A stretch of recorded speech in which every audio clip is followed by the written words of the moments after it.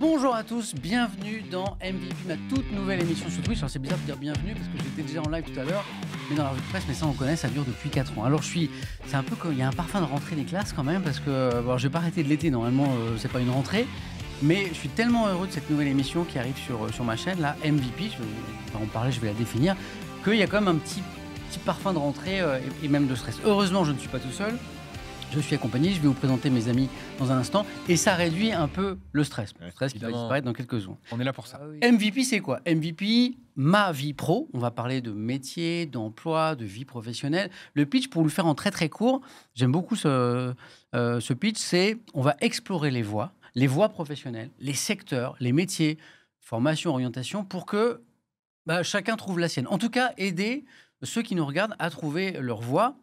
Alors évidemment, quand on est jeune, quand on est lycéen, quand on est collégien, quand on est étudiant, c'est des questions qu'on se pose. Mais quand on est adulte, quand on est jeune adulte ou qu'on est un peu plus âgé, on peut continuer aussi ou à chercher sa voie parce qu'on n'est pas satisfait de celle dans laquelle on est, ou parce que on change avec le temps et on peut avoir envie d'autres aventures professionnelles. Je pense que MVP s'adresse vraiment à tout le monde. MVP, petit clin d'œil au monde du basket, bien sûr, NBA, et aussi à ma carrière de jeux vidéo, de joueur d'e-sport, bien sûr, de jeux vidéo. Donc ça, c'est le pitch. Les amis qui m'aident à dissiper ce petit stress de rentrée, les voici. Marie Palot. Salut Marie. Je suis très stressée. Toi aussi? Attends. Toi aussi? Non, ne compte pas sur moi. Je regarde, j'ai bavé avec mon café sur mon t-shirt. C'est terrible. Ah oui, il y a un petit peu de café là. Ouais, un enfant. Avec toutes ces années d'expérience de l'antenne en télé, nul. Non, c'est vrai. Nul. Bon. Je partage totalement. Pourtant, vous êtes les deux plus formés. Les plus vieux, t'allais dire les plus vieux. Non. T'as vu comment il a Formés à fait un ce genre four à d'exercice. Ouais, Attention. Yes. on a un frôlé de dérapage. Donc, et Marie qui nous présentera, mais on verra tout à l'heure, la petite presse. Oui, Hein que j'ai appelé petit dos parce que ça y est par la mémoire. Ouais, Mais petite presse. Ouais. Levez la main, celui ou ceux qui vont présenter la grosse presse. Monsieur Simon Puech. Et bon. Alors, sur la thématique du jour, on va avoir une grosse presse. La thématique du jour, je vais vous la dévoiler dans un instant, parce qu'à chaque émission, on changera de thématique. Moi, je vois cette émission comme une série de collections sur des thématiques autour de l'univers du travail, de l'emploi, de la formation, voilà, pour que ce soit pas juste un talk où on discute de tout et de rien 2 fois par mois, parce que c'est une émission bimensuelle, mais qu'à chaque fois, on a une vraie thématique pour que vous puissiez ensuite, en replay, regarder cette émission et répondre à quelques-unes de vos questions. Simon, toi, ce sera la grosse presse. Exactement, c'est ça. Waouh, c'est En gros, pour dégrossir le sujet, quoi. Voilà. Pour qu'on ait tous les mêmes bases. Ouais. Streamer, youtubeur. Ouais, c'est ça. Youtubeur, streamer, sur de l'actu, de la géopolitique, un peu tout et n'importe quoi. Passionné d'actu, notamment, je sais. Beaucoup. Ouais. J'espère qu'on trouvera un moment un peu aussi au cours de cette émission de parler de vos projets, de ce que vous avec faites. plaisir, carrément. Parce que c'est la rentrée. Oui, tout à fait, c'est la rentrée. Vous avez fait de bonnes vacances d'ailleurs tous? Oui. Mais moi, comme Samuel, j'ai pas arrêté. Donc, Pas de vacances. Quand on fait un métier passion, hein. dur de s'arrêter, et on va en parler d'ailleurs ce soir parce que c'est le thème de l'émission. Et puis on a un spécialiste parmi nous, parce que Ludovic B, C'est moi. eh bien ça fait des années déjà que, surtout sur ta chaîne YouTube, Oui. tu explores ça. C'est-à-dire que tu es en fait, moi j'ai envie de dire, le grand spécialiste en France, ou un des spécialistes en France, de l'exploration des différents métiers. Et tu le fais sur ta chaîne YouTube. C'est beaucoup de poids sur mes épaules, mais merci beaucoup. Si, t'es oui, un peu un en effet. spécialiste. L'idée, c'est que je vais accompagner des professionnels dans leur journée de travail pour découvrir et faire découvrir le métier. Alors moi, je ne le fais pas, attention, parce que quand je suis, par exemple, je vais suivre un pilote de ligne, je ne vais pas faire le métier. Sinon, je pense que les passagers seraient c'est pas un autre forcément très concept que contents. tu développes dans pas longtemps. C'est un autre truc, un autre délire. Mais je suis plus, en fait, je me définirais comme un stagiaire de 3e éternel. Voilà, c'est-à-dire que je vais juste finalement suivre les gens dans leur métier toute la journée. Je les filme, je pose des questions, et après je monte ça en vidéo pour faire découvrir aux jeunes, aux moins jeunes, finalement les métiers qu'ils auraient envie de faire, comme ça, pour peut-être créer des vocations ou des reconversions, des choses comme ça. Et dans le chat, ils sont très nombreux à connaître votre travail déjà tous les trois sur les contenus. Le stagiaire ultime, me dit Adamant à propos de Ludovic. Exactement ça. Plus de 80 métiers aujourd'hui. Ah ouais. Top, incroyable les vidéos de Ludo, me dit Micle. Alors, quelqu'un s'interroge sur le fait de savoir si cette émission est en direct ou pas. J'ai dû lâcher un ce soir. Oui. Parce que parfois, je m'y perds un peu. On stream le matin, on stream le midi, on stream l'après-midi, on stream le soir. La nuit. On stream la nuit. Voilà. Donc, parfois, je ne sais pas bien où j'en suis, mais on est bien le midi. Voilà, et c'est pas ce soir, on est bien en direct. Ouais, c'est le soir a mis quelques-uns sur une fausse piste. Combien de métiers au total, Ludovic? On en parlera tout à l'heure. Tout à fait, mais près de 80. Ouais. 80. Près de 80. 80. métiers différents. MVP, donc c'est un stream, c'est une émission sur Twitch, c'est aussi un média global. En fait, des déclinaisons de MVP, vous en allez avoir sur YouTube, avec le replay de l'émission, vous allez pouvoir consommer ça comme une collection, mais il y a aussi des déclinaisons, c'est-à-dire des chroniques, des petites capsules enregistrées, des coups de projecteur, des reportages sur tous les réseaux possibles et imaginables. Sur Insta, sur TikTok, sur LinkedIn, il va y avoir des choses, parce que c'est un outil intéressant dans le monde du travail. Sur Facebook également. Voilà. Donc, vous allez avoir plein de déclinaisons comme ça. Cet après-midi, par exemple, je vous enregistrerai quelques petites chroniques que vous pourrez retrouver sur les réseaux. Vous avez ici une illustration. Le thème, quand même. Alors, parce que ça, c'est important. Chaque émission, donc c'est 2 émissions par mois minimum, parfois un peu plus en septembre, on va être gourmand, on va en faire 3. Mais en gros, c'est minimum une bimensuelle. Il y aura un thème, parce qu'il ne s'agit pas juste de se poser et de discuter de choses et d'autres comme ça, c'est vraiment d'explorer de façon un peu rigoureuse des thématiques. Et le premier, c'est la passion, le métier passion. Est-ce qu'un métier doit toujours être un métier passion? Est-ce qu'on doit mettre tout son cœur, son âme dans un métier passion? Certains, notamment autour de cette table, sont passionnés par leur métier. Voilà. Est-ce que c'est une obligation? Est-ce qu'on ne peut pas trouver l'équilibre, le bonheur, le plaisir aussi dans un métier qui n'est pas forcément aussi passionné que celui-ci? Quels sont les métiers passion? Moi, j'ai déjà plein de réponses à apporter à ces questions, mais je ne vais pas répondre maintenant, sinon... Est-ce qu'une passion reste une passion quand on en fait son métier aussi? Exactement. Tout à fait. Ça fait partie des grandes questions. Exactement. On va répondre. Spoiler ma propre chronique. Et ce qui est formidable, c'est que chacun de vous trois, vous allez éclairer justement un élément de toutes les questions qu'on se pose sur métier passion. Vous trois, et pas seulement, puisque à chaque MVP, il y aura 3 spécialistes, 3 chroniqueurs et 3 invités. Voilà. Il y a un invité, on va dire, qui va vraiment éclairer notre thématique. Donc, on va recevoir tout à l'heure quelqu'un qui, justement, est passionné par son métier. Il y aura un invité mystère qui va venir ici, voilà, et dont il faudra deviner le métier. Alors, cette émission, elle se veut sérieuse, elle se veut informative, mais elle se veut aussi très détendue. On a mis plein de petits jeux, vous verrez, dans cette émission pour qu'on passe un bon moment aussi ensemble. Ça, c'est important. Et puis, il y a un grand témoin, quelqu'un qui viendra en fin d'émission, voilà, qui, à chaque émission, eh bien, viendra parler de son parcours qui peut être inspirant. Quelqu'un, en général, qui a plutôt réussi ce qu'il ou ce qu'elle a fait, elle, pour ce premier numéro. On peut dévoiler qui? Voilà. Et on peut dévoiler qui, c'est Enjoy Phoenix. Tout à fait. La créatrice de contenu. Voilà. Et alors, succès, mais aussi un parcours. Un succès, ça passe par des échecs, des remises en question. Enjoy Phoenix, c'est quelqu'un qui a un très beau parcours. On s'est dit que ça pouvait être intéressant et inspirant de l'inviter. Donc, Enjoy Phoenix, Marie, qu'on retrouvera tout à l'heure en fin d'émission. C'est une émission qui va durer, on ne sait pas. C'est en fonction d'à quel point on parle. Quoi. On est sur Twitch. Bah, déjà, l'intro d'un quart d'heure, je pense. Attends, j'ai fait combien là? Non, ça donne le temps. Attends, ça donne le temps. parce que moi, j'ai promis de surveiller le temps. Je devais faire 5 minutes. J'ai fait combien là? 14. Oh, non. C'est mal, Il est midi 14. Marseille est avec nous Non. aujourd'hui. Il est midi 14, moi je regarde, Combien- c'est l'horloge. La régie, j'ai fait combien? Non, c'était très bien. Ça va, on me dit que je suis dans les temps. Mais Ok. oui. Oh, ok, la régie. Alors, je vous l'ai dit, moi, ce qui est très important aussi, et c'est quelque chose qu'on veut faire ensemble, c'est que cette émission, on doit y apprendre des choses. Voilà.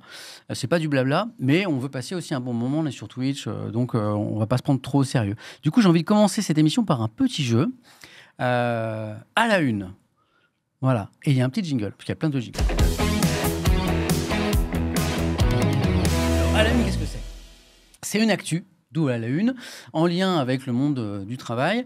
Et je vais tenter de vous faire deviner cette actu et la personne parmi vous trois. Le chat, vous allez jouer aussi ce midi avec nous, mais pas à ce jeu-là. Mais vous pouvez poser des questions et donner des indices peut-être à nos 3 chroniqueurs. La personne qui va trouver l'info obtiendra un bonus pour un autre jeu tout à l'heure qui s'appelle Guess The Guest. Il y a de l'enjeu. Okay. Quand l'invité surprise va venir. Très bien. Ça ferme le chat. Hein. Donc celui qui... Ah oui, c'est vrai que j'ai le chat. Ah, toi, t'as le chat. Oui, mais mais c'est abusé. Ça veut dire que je ne regarderai pas le chat. Retourne-moi mytho. Je retourne-moi. Zéro confiance en moi. Retourne-moi cette tablette. En toute Et confiance. là, Ça veut dire que celui qui gagne ce jeu-là, il a un indice quand même très intéressant pour la suite. ouais, dans cette enveloppe rouge-là. Voilà. Très bien. Donc il aura cet indice qu'il ne montrera pas aux autres et il aura un indice pour... voilà. Ok. Et ça pourra peut-être lui faire gagner le titre ô combien envieux de chroniqueur de la semaine. Voilà. Wow. Et il aura, vous savez, comme dans certains restaurants, là, sa photo. la tête. J'ai même le L'employé de la cap. semaine. Ah, Ah, c'est magnifique. prestigieux. Hein. Ce sera. C'est Vraiment, un truc qu'on met sur les tombes. vraiment du budget Ah, on a tout mis dans le... dans le cadre là. Alors là, Bois massif. Donc ça C'est rigole. du noyer. Vrai c'est du or. noyer. Ça rigole pas ici, Voilà, je vous le remets derrière. Magnifique. L'actu, voilà, c'est une info un peu insolite. On y va. Tout. L'île de Man, vous voyez où c'est? Oui. L'île de Man. Oui, à côté c'est dans l'Angleterre. Voilà. C'est Si vous rendez Allez, j'ai déjà perdu, on est bien. en vacances Très sur bon l'île de Man. de vélo. Donc c'est entre l'Irlande et le Royaume-Uni. Oui, exactement. ok. Voilà. Vous pourrez faire de super balades en bord de mer. Et puisque marcher ça creuse, vous pouvez vous arrêter dans un petit restaurant, un food truck de Madame Charlotte Smith, qui, On l'embrasse. en plus de ses sandwichs, propose un service un peu particulier. Lequel? Vous devez deviner quel est le service que cette patronne de food truck propose à ses clients, en plus Ok. de la vente de sandwichs. Est-ce que ça a un rapport avec les sports automobiles? Parce que l'île de Man est très connue pour ça aussi, Exactement. pour la course de moto. Course de moto notamment, la réponse Tout à est fait. non. Attends, est-ce que le lieu a quelque chose à voir avec, ou c'est juste parce que c'est là-bas, mais ça aurait pu être, j'en sais rien moi. Non, c'est une très bonne remarque. Donc le lieu, ça aurait pu être n'importe où. C'est Non, pas... non, non, au Ah, c'est contraire. très important. Au contraire. Ah bah c'est un truc avec le passeport. Sur Il l'île doit y avoir un de truc Man. comme ça. Non. Il me semble Mais qu'il y l'histoire a du lieu, c'est pas bête. très peu de choses à faire sur cette île. Donc elle propose peut-être du transport entre... Non plus. Non. Elle a un food truck, ça a un rapport avec la nourriture? Le service Alors, qu'elle- ouais. c'est un propose rapport après. avec ce qu'elle vend, d'accord. Ok. C'est un service en plus lié au sandwich qu'elle vend, et c'est un rapport avec le bord de mer. Ok. Le fait c'est un sandwich au poisson, par exemple, c'est et tu bon, vas ouais. pêcher toi-même ton poisson. Voilà, c'est ce que j'allais dire. Alors, ça n'est pas un sandwich au poisson, tu ne pêches pas ton poisson, mais ça a un rapport quand même avec le règne animal. Ah, les mollusques. Pas les mollusques, Les crustacés. pas les crustacés. Le- À te chaque dé- fois que tu achètes un Vas-y, vas-y. sandwich, tu sauves une espèce, tu donnes à une asso. Alors, contribue. c'est marrant, parce que ça, c'est la chute de l'histoire, Ah. donc il y a un lien, Ah. mais ça n'est pas ça. Mais restez sur l'idée qu'il y a un... Du caritatif. Hein. Il y a Faut du qu'on ca- trouve mais- l'oiseau. L'oiseau. Faut qu'on trouve l'animal. L'oiseau, je dirais, ou un truc comme ça. Est-ce que ça a un rapport avec les oiseaux? Oiseau, oui. Mais non. Oiseau, oui, si. Bah, des mouettes, des trucs C'est- comme ça. On a fait tout ce qui était dans la mer. C'est mignon parce qu'il a fourché, il a trouvé. Oui, j'ai fourché. Alors, ok, c'est un rapport avec les oiseaux. Un pigeon voyageur. Tu peux envoyer un sandwich à quelqu'un. Tu peux envoyer ton sandwich. Non mais. Théma, la taille du pigeon, quoi. Les mouettes voyageuses. Le pigeon est dans le sandwich. C'est un sandwich au pigeon. Non, attends. Oh, ouais, putain. En- Dans la mouette. Non, mais voilà, vous brûlez, hein. Est-ce qu'il n'y a pas quelque chose, genre un sandwich acheté, un sandwich pour une mouette? Genre tu nourris les mouettes. Ah. On y est presque, on y est presque. Eh ben, C'est ça tu peux donner ton C'est juste une sandwich aux question mouettes. d'oiseau. Le chat a trouvé, C'est juste une question. Je vais regarder le d'oiseau. chat. Ah non. On trouve le bon oiseau et on a la Non, bonne il faut trouver le service qu'elle propose à ses clients, en lien donc avec le sandwich et les oiseaux. C'est un service qu'elle propose en plus, qu'elle facture en plus. Tous les oiseaux ou les mouettes en particulier, C'est je dirais. Pour être précis, c'est les goélands. C'est les Ah, les goélands. goélands. Ah, je Donc, déteste les goélands. Il y a une histoire de tu nourris le goéland en même temps ou alors Le chat a trouvé. Hein. tu peux pas caresser un goéland genre. Non, Non. ça se caresse pas du tout en plus. Hein. Mais du une tout, droite, du tout. C'est horrible. Par Attends, contre, ça bouffe tout et n'importe quoi, Alors, les goélands. indice, le goéland donc, est lié à notre truc là, à notre service. Ouais. Tu fais des photos avec les goélands. Non, Tu manges avec les goélands. c'est un Genre rapport en avec- immersion totale. Voilà. presque. C'est que le goéland, il mange dans l'histoire ou pas? Oui. Il mange. Tu fais moite-moite ton sandwich Non. avec le goéland. Alors, Mouette. va plutôt sur un Wow, non, bien, va, bravo. va sur un comportement délictuel. Va plutôt Délictuel sur... avec Il le te goéland. vole ton sandwich. Il y a un risque qui te Ah. vole Ah, elle assure ton Non. sandwich. ton sandwich. Trouvé. Ah, bravo Alors- Simon. Alors, Ah ouais. alors, Ah ouais, ok. Coupe Si en on deux. te coupe en vole deux. non, le sandwich. non, mais Simon a fait le clutch. C'est-à-dire que Marie a mis Simon sur la voie. Ah oui. Excusez-moi, j'ai trouvé le goéland.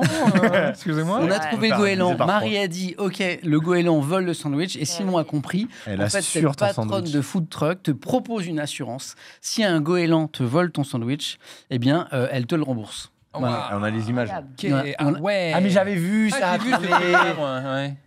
J'ai vu qu'ils étaient dépités. Donc, c'est une livre sterling. Donc, je suis allé voir une livre sterling. C'est rapide, hein. Ça vaut 1,20 € à peu près Ouais, aujourd'hui, tu vois. ouais. Et donc, tu as une seconde commande gratuite si ton repas est volé par un oiseau. Incroyable. Selon elle, il y a 3 clients par semaine qui se feraient voler le repas. Ok. Oh, Et pourquoi il y a un truc caritatif? Je suis allé fouiller un petit peu l'info. En fait, l'argent de l'assurance, elle le garde pas pour elle.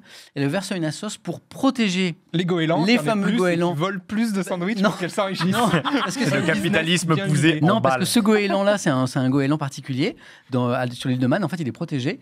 Et en fait, l'idée pour elle, c'est pas de lutter contre les goélands, c'est de vivre en bonne harmonie avec le goéland. Ok. Donc de lui laisser piquer le sandwich. Voilà, mais du coup, elle assure ses clients. Mmh. Bah, bienvenue, Mignon, bienvenue sur MVP. Si vous Voilà. voulez faire goéland comme métier, n'hésitez C'est pas pas. bête, hein.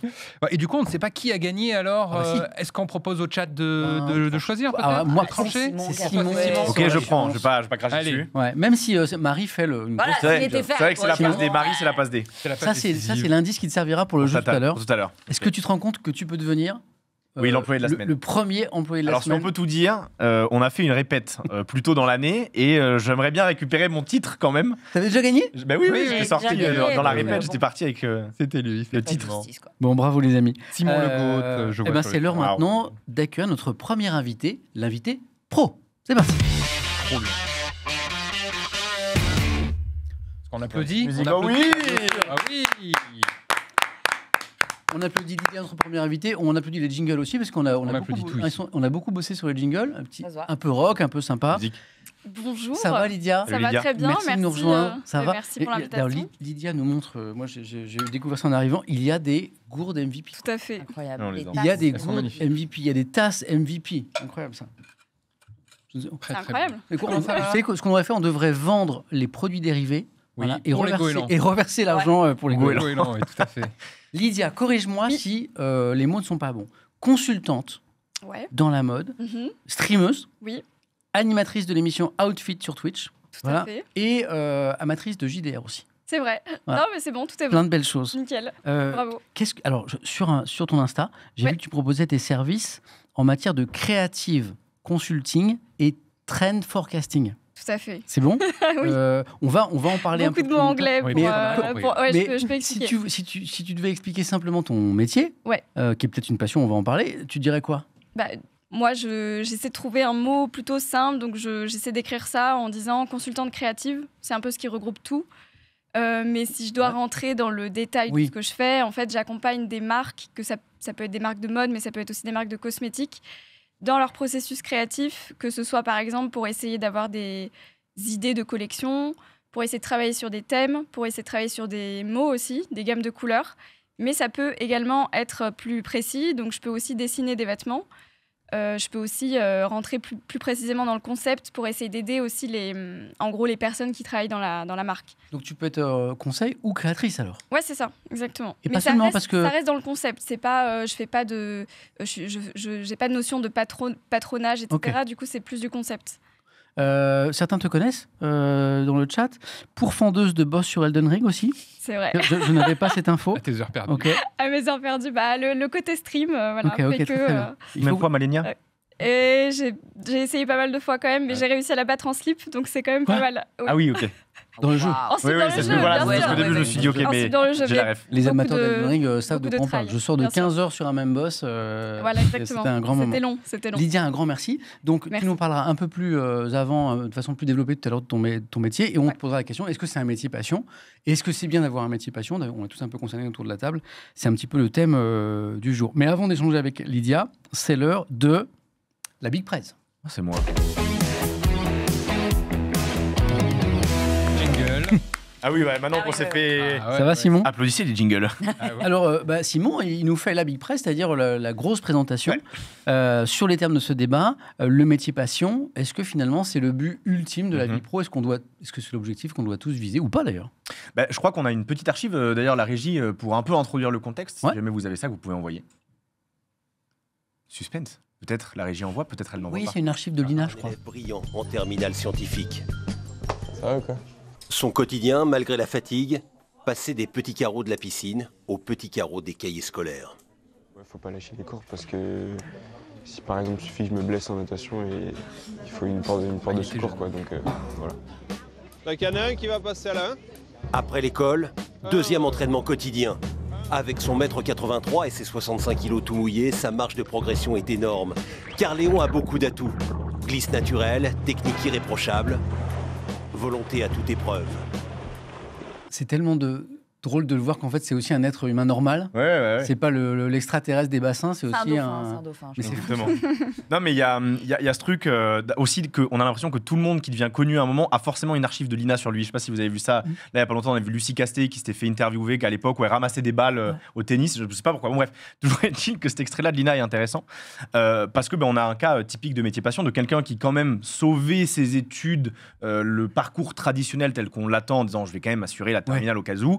Et puis on verra si la natation s'apprend. Et aujourd'hui, les Jeux Olympiques sont passés. Léon Marchand, star international de la natation et qui gagne très très bien sa vie, collab Ça a Louis pris. Vuitton, partout, etc. Ça va très Il y a bien. encore des études d'ailleurs. hein. Et nouveau Pas de Premier bêtises. ministre, je l'apprends à l'instant. À l'instant, et nouveau Léon Ça y est, Marchand. à l'instant. Il est nommé. Toutes nos félicitations à Léon. Non, et donc voilà, en fait, le sport, c'est bien d'introduire avec lui parce que le sport, comme d'autres secteurs d'activité, il y a notamment l'art, il y a tout ce qui est associatif, c'est un peu les trois grands pôles professionnels, culturels, entre guillemets, qu'on associe souvent au métier passion. L'associatif, il y a beaucoup de métiers passion là-dedans, le sport, énormément aussi, l'art et nous, plus ou moins, on peut s'introduire là-dedans, se mettre dans cette catégorie-là. C'est des choses qui sont considérées comme très favorables au métier passion. Mais on va voir qu'aujourd'hui, dans cette présentation, le métier passion déborde en fait sur tous les pans des professions en général. Est-ce que c'est bon, est-ce que c'est pas bon? C'est ce que je vais vous amener à réfléchir, mais avant ça, qu'est-ce que c'est le métier passion? Déjà, c'est quelque chose qui est très mis en avant par la société. Voilà. Donc, c'est quoi un métier passion avec un très beau PowerPoint? C'est très beau. C'est l'idée déjà c'est le fameux genre, je me lève le lundi matin, si j'ai pas l'impression d'aller travailler, c'est que j'ai gagné. C'est un peu ce truc-là de... J'aime bien cette définition. J'ai pas l'impression de travailler, c'est que c'est le... Au départ, en tout cas, c'est ça. Jusqu'à ce que ça puisse lasser, mais on va revenir. Au départ, c'est un peu ça, le métier passion, c'est cette idée que je ne ressens pas le fait que je vais travailler. Et puis, c'est aussi quelque chose qui est extrêmement mis en avant et valorisé par la société, en tout cas plus que les restes des métiers traditionnels, qu'on va plus tard appeler les métiers de raison, vous verrez. Mais le métier passion, c'est quelque chose, quand on en parle, qui d'un coup va souvent concentrer tous les regards dans une conversation. Je sais que moi, le mien, c'en est un. Je vais parler de mon cas, youtubeur, ça attire souvent les regards. Quand on va dire je suis peintre, c'est souvent artistique aussi, je suis sportif professionnel, etc. C'est souvent des métiers qui attirent la curiosité. Et puis, parce que de fait, ils sont très mis en avant par la société, c'est quelque chose qui est valorisé, à l'inverse que quand on va dire un métier beaucoup plus traditionnel de raison où on ne s'attend pas à être passionné, je dis n'importe quoi, caissier, comptable, on avait beaucoup pris ça lors de la répétition, je m'en souviens. Inspecteur des impôts. Inspecteur des impôts. On se dit c'est compliqué d'être passionné par ça alors qu'il y en a. Alors que si. Et oui, bien sûr. Alors qu'il y a des comptables passionnés, évidemment. Tout à fait. J'en connais. Les inspecteurs des impôts aussi. Mais tout ce qui est métier alimentaire, métier traditionnel est moins valorisé par la société. Et d'ailleurs, il y a des chiffres qui sont assez donnés. Il y a 56% vis-à-vis du travail des Français qui estiment que le travail est une contrainte, le mot est important, nécessaire. Donc c'est plus de la moitié, c'est la majorité des Français qui estiment que c'est une contrainte nécessaire le travail. Et à l'inverse, les 44 autres % des Français, lorsqu'ils sont interrogés, c'est l'IFOP en 2022, considèrent que le travail est une manière de s'épanouir. Donc il y a cette espèce de moitié-moitié où on se dit ok, c'est une contrainte, en même temps ça peut être un moyen de s'épanouir. Où est-ce qu'on va, comment on fait? Mais c'est comme intéressant de voir qu'il y a quand même une majorité, 56%, qui pensent que le travail n'est pas forcément une source d'épanouissement. C'est-à-dire qu'ils travaillent et tout le reste de leur passion, ils le mettent sur leur temps libre. Voilà, pour eux, c'est purement... Mais c'est compliqué à concilier, on est quand même sur une espèce d'entre-deux. Et puis le métier passion, si on parle de son côté, je n'ai pas l'impression que je vais travailler, on va voir qu'il y a quand même des pans qui craquellent un peu l'armure toute brillante. Le premier, c'est la question du revenu. Souvent, quand on parle de métier passion, donc là, Léon Marchand, j'imagine qu'il gagne très bien sa vie, mais pour quelques élus, il y a énormément d'appelés. Et ce sont des métiers où, en général, les rémunérations sont un petit peu bancales. Et ça vient d'un fait très simple, c'est que puisqu'ils sont très valorisés, ce sont souvent des métiers qui sont très demandés, qui sont très attractifs, et donc où, évidemment, la concurrence est extrêmement forte pour y parvenir. Par conséquent, dans un métier passion, lorsque vous l'atteignez, c'est pas compliqué. Si jamais vous êtes dans une baisse de régime, si jamais vous n'êtes pas à la hauteur, d'aller trouver le petit gars à droite qui sera le premier à vous remplacer. Donc le métier passion, c'est un métier qui peut amener à des revenus précaires, parce qu'encore une fois, il y a énormément d'appelés. Donc c'est ce que je disais là, c'est des métiers qui peuvent amener aussi à une forme d'enchaînement sans réel lendemain. Il y avait un cas d'une journaliste qui a sorti un livre sur le domaine. Le journalisme, c'est aussi un métier, un secteur de métier qui est considéré comme passionnant. Voilà, on se dit. Oui, mais très précaire. Très précaire. Ouais. Et justement, dans cette logique de le journalisme, c'est un métier qu'on fait par passion. Encore une fois, les énormes médias peuvent avoir cette idée en tête qu'il y a énormément de personnes qui sont prêtes à tout sacrifier pour atteindre cet idéal de journaliste. Et donc, on va vous garder en pige ad vitam aeternam, et puis vous allez enchaîner avec la promesse d'un jour décrocher le sacro-saint CDI. Et au final, votre passion n'est qu'une carotte qu'on n'arrête pas de tirer à l'infini pour justement vous garder dans une... Notamment pour les plus jeunes journalistes, pour ceux qui arrivent, qui doivent se faire leur place. Et qui parfois, moi je l'ai vécu en tant que journaliste, au bout de quelques années, en fait, lâchent l'affaire parce qu'il y a trop de précarité, que les salaires sont trop faibles, parce que ce secteur attire trop de gens, et à un moment, ils passent à autre chose, ils changent de voie. Et ils sont parfois peut-être plus heureux d'ailleurs. Bien sûr, et puis il y a aussi ce côté où c'est ta passion, alors tu vas pas demander plus. Exactement. Je veux dire, déjà, tu as la chance déjà, de faire un métier. Voilà. Tu veux pas être payé en plus. Déjà, tu es content de travailler, donc c'est ça. Tu vois. On connaît l'échange de visibilité. Voilà, exactement. On connaît bien notre métier. Mais si jamais, contrairement à l'exemple que tu donnais, Samuel, quelqu'un ne rage-quitte pas au bout d'un certain moment, on peut entrer dans une espèce de forme de jusqu'au boutisme. Je vais le faire jusqu'à ce qu'un jour ça paiera. Et ce sont des métiers qui peuvent être très vite dévorants. J'avais fait une note, qui peuvent devenir, à force de tout donner pour arriver à ce but qu'on espère avoir une finalité, on finit par fusionner avec réellement notre métier passion, et on ne devient plus un être humain qui a un métier sur le côté qui nous passionne, mais on est défini par notre métier passion. Je sais que c'est facile en tant que créateur de contenu, pour prendre cet exemple-là, d'avoir toute notre vie qui ne tourne qu'autour des projets de vidéo, qu'autour des projets de stream, et qu'il n'y ait plus rien d'autre qui sorte. Et puis souvent... Que tout le temps libre, en Oui. fait, soit consacré. Quoi. Et puis souvent, comme notre métier c'est passion... le cas de certains autour de Bah, bien sûr. Bien sûr, tu pars en voyage, tu as envie de documenter Évidemment. le truc. Exactement. Ça part d'une photo souvenir, tu dis je vais le filmer, je vais en faire un réel. Au final, ça te grignote tout le temps, ça te dévore. Ouais. Et puis, comme un métier passion vient souvent d'une passion à la base, on n'a pas non plus 36 000 centres d'intérêt. Enfin, je connais rarement des gens qui font à la fois de la couture, du piano, sont très bons en natation, etc. En général, tu as une ou deux passions. Et quand il y en a une qui prend le temps de devenir un métier et concentre l'intégralité de tes besoins, de ce que tu es capable de faire par jour, et du coup, cette passion-là prend tout le reste. Bref, tout ça pour dire que les métiers passion, ça peut prendre l'intégralité de ta personnalité, et du coup, arrive quelque chose qui peut être à double tranchant, c'est que dès lors que ça devient l'intégralité de ton quotidien et de ce qui te définit, quand il y a un aléa externe qui va venir chambouler le marché sur lequel tu es, ça va non pas impacter que ta vie professionnelle, mais aussi ta vie personnelle. Toute ta vie. Je prends l'exemple pour revenir sur le cas de youtubeur, mais il y en a plein d'autres. C'est celui que tu connais le mieux. C'est celui que je connais le mieux, donc c'est celui que je prends. Mais dès lors que, pour une raison X ou Y qui n'est pas du tout de mon fait, le marché des annonceurs sont un peu plus frileux pour mettre de l'argent sur les réseaux sociaux, ou que l'algorithme se dit que d'un coup d'un seul, c'est pas telle vidéo qui va marcher plutôt que celle-ci, en fait, ça va impacter ma vie personnelle. YouTube ferme. Exact. Oui, voilà, ça Mettons. va impacter, tu vois, ça va impacter ma vie personnelle. Tu commences à broyer du noir, à te dire qu'est-ce que j'ai fait, ou là, je vais pas m'en sortir. Je ne sais faire que ça, puisque ça, c'est devenu l'intégralité de ton essence, de ce que tu es. Donc en fait, c'est quelque chose qui peut être à la fois très valorisant, te pousser vers le haut. Effectivement, ce sentiment de je me lève le lundi matin, je suis heureux de me réveiller pour aller travailler, pour gagner mon pain avec ce que j'aime. Et en même temps, dès que ça commence à virer au vinaigre, ça vire vraiment au vinaigre. C'est pas juste un peu ou dans un métier plus de raison, un CDI tranquille, d'un métier qui te passionne pas plus que ça, mais qui est suffisant pour subvenir à tes besoins. S'il y a un problème, à la limite, tu trouveras quelque chose d'autre. Ça t'impacte exactement. Il y a plein de réactions intéressantes dans le chat. Il y a certains qui disent par exemple qu'un autre exemple qu'on a vu, c'est les métiers du social, où tu es très investi aussi. Exactement. C'est une autre forme de métier passion. Aussi, évidemment. Tu mets beaucoup de toi. Il y a aussi beaucoup de précarité d'ailleurs et des salaires qui sont très faibles.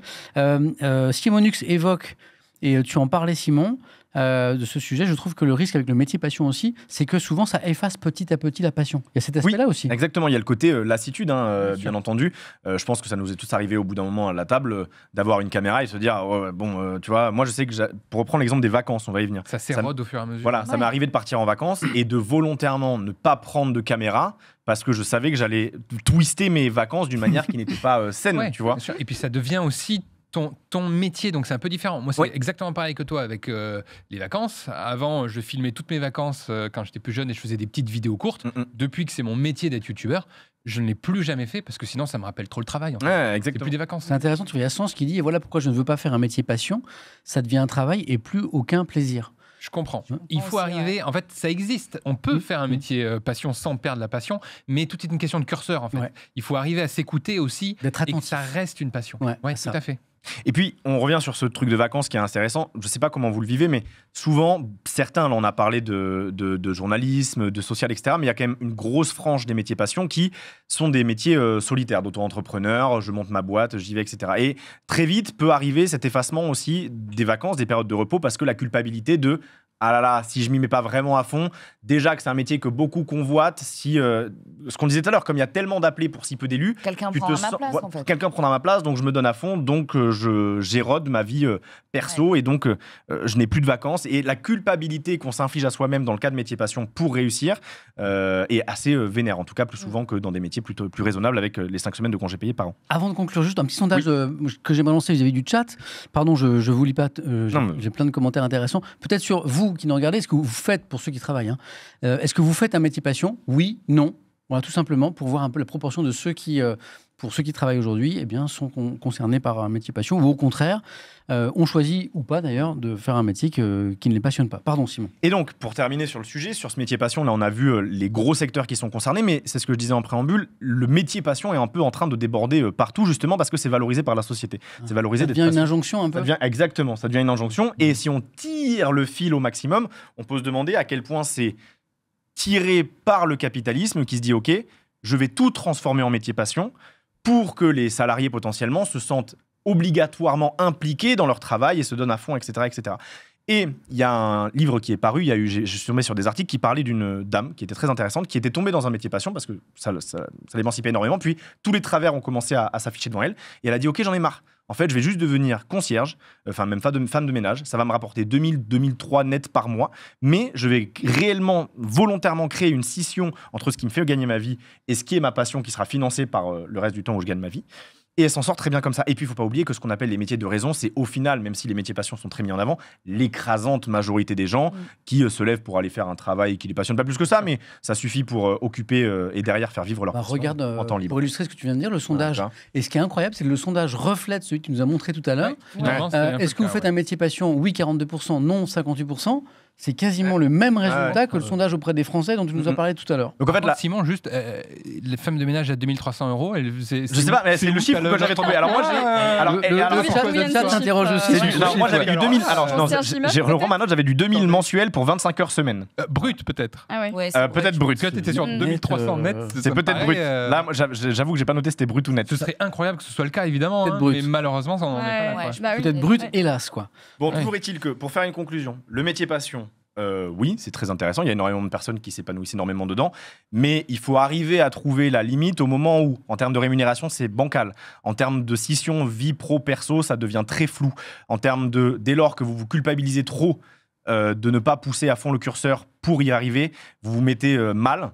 C'est là où il va peut-être falloir commencer à le reconsidérer et se demander si c'est vraiment fait pour vous ou si finalement une passion peut rester une passion. Kiki ose dans le chat, ma mère est femme de ménage, elle fait plus de 2 cas par mois net. Ça dépend du nombre d'heures, je pense aussi. Je pense que c'est quelqu'un qui travaille beaucoup. Ça dépend des clients. Marie, pardon. Sûr, je pense. Ce que je me dis, c'est qu'un métier passion a autant de chances de voir la passion s'éroder qu'un métier de raison a de chances de devenir passionnant. Ah, c'est intéressant. En fait, qu'un métier passion reste passionnant, c'est extraordinaire, c'est le meilleur scénario. Mais qu'un métier de raison devienne passionnant, pour moi, je trouve que c'est la meilleure transformation. Je vois pas un métier passion rester un métier passion toute sa vie, malheureusement. Peut-être parce qu'on baigne dedans, et parce qu'on sait aussi que parfois on est touché par une baisse de rythme, de morale, et de se dire waouh, est-ce que c'est vraiment ce que j'ai envie de faire toute ma vie? Tu sais que c'est hyper salué dans le chat.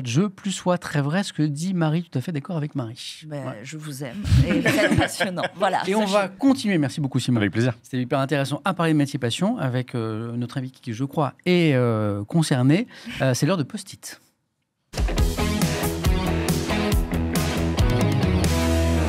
Post-it, le post, post-it, le jeu de mots. Excellent.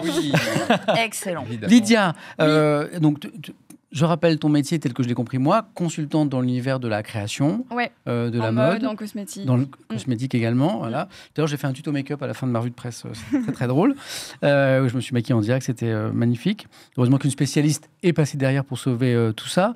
Ta formation, ton parcours? Alors. Du coup, c'est vrai que moi, je suis un peu une exception parce que je trouve aussi qu'il y a un truc dans les métiers passion, c'est que c'est pas forcément accessible à tout le monde. Il y a plein de gens qui peuvent pas forcément aussi se le permettre. Toi, c'est le cas. Aujourd'hui, moi, c'était le cas. Tu fais un métier passion là aujourd'hui? Aujourd'hui, on peut dire que c'est un métier passion, mais la mode, c'était pas du tout une passion pour moi. C'était vraiment, je suis un peu tombée dedans par hasard. Mais c'est vrai que j'ai eu la chance d'avoir accès à une école d'art. Donc moi, je voulais par contre absolument faire une école d'art.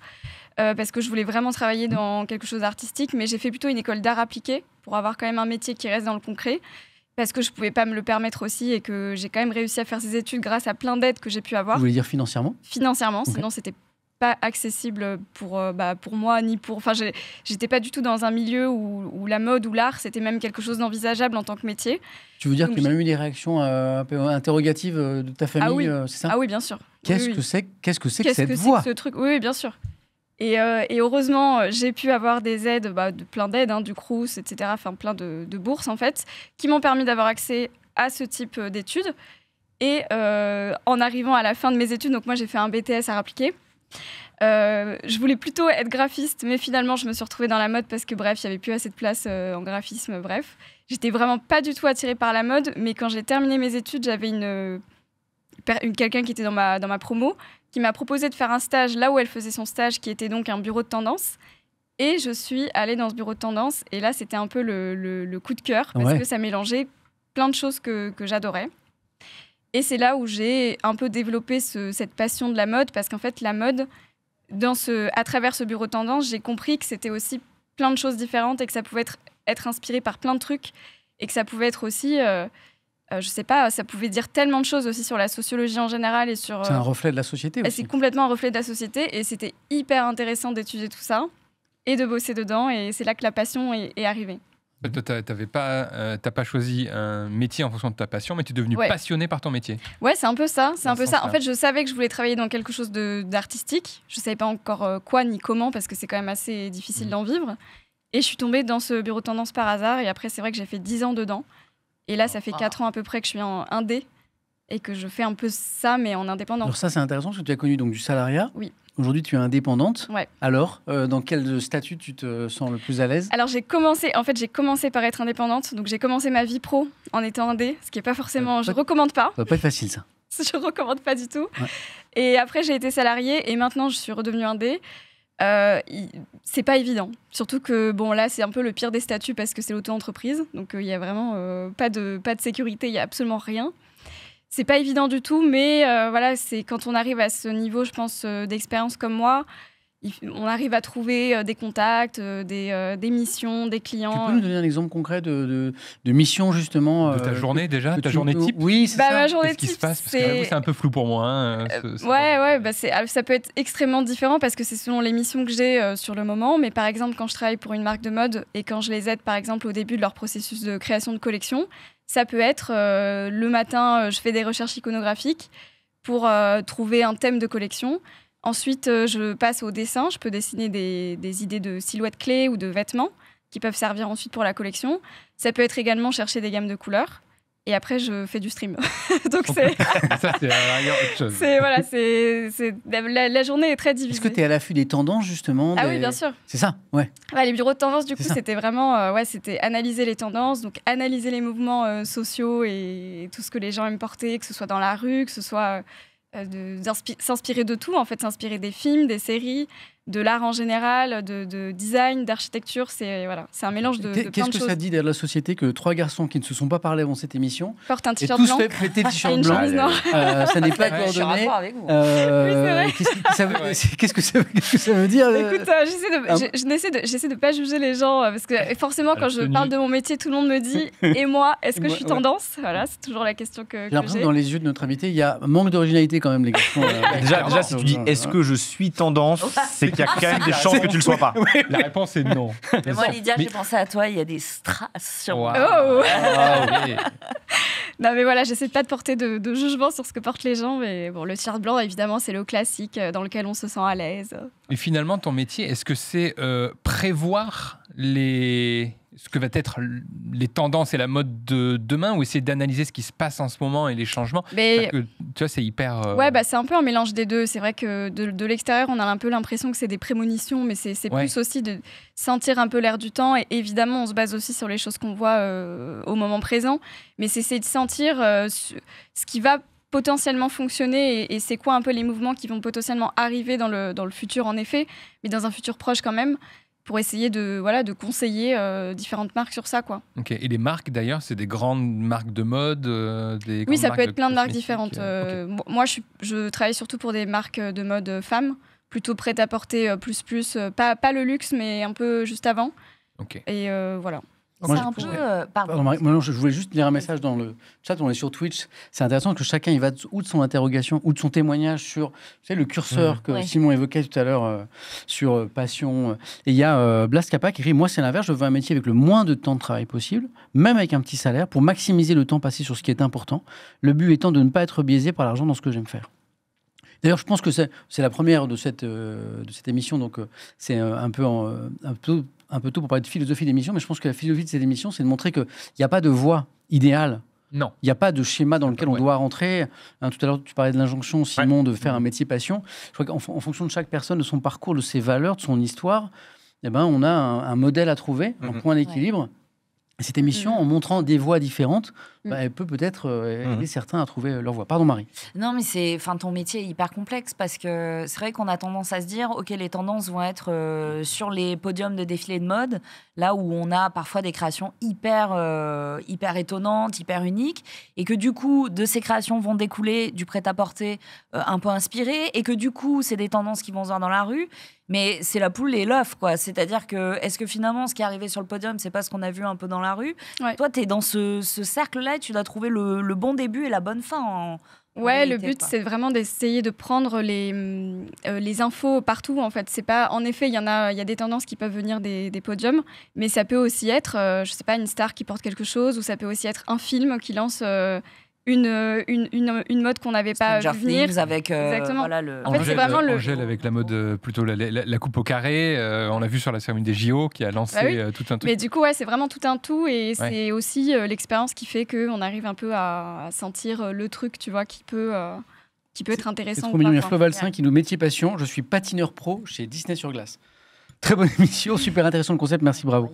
Tout à l'heure, quelqu'un, c'était un compliment sur l'émission, je trouvais trop mignon, qui était en mode « Est-ce que l'émission est enregistrée parce que c'est trop bien ? C'est bizarre. Est-ce que vous avez... » Non, c'est du direct. Merci. Non, ce sont des professionnels. Par contre, elle sera en replay.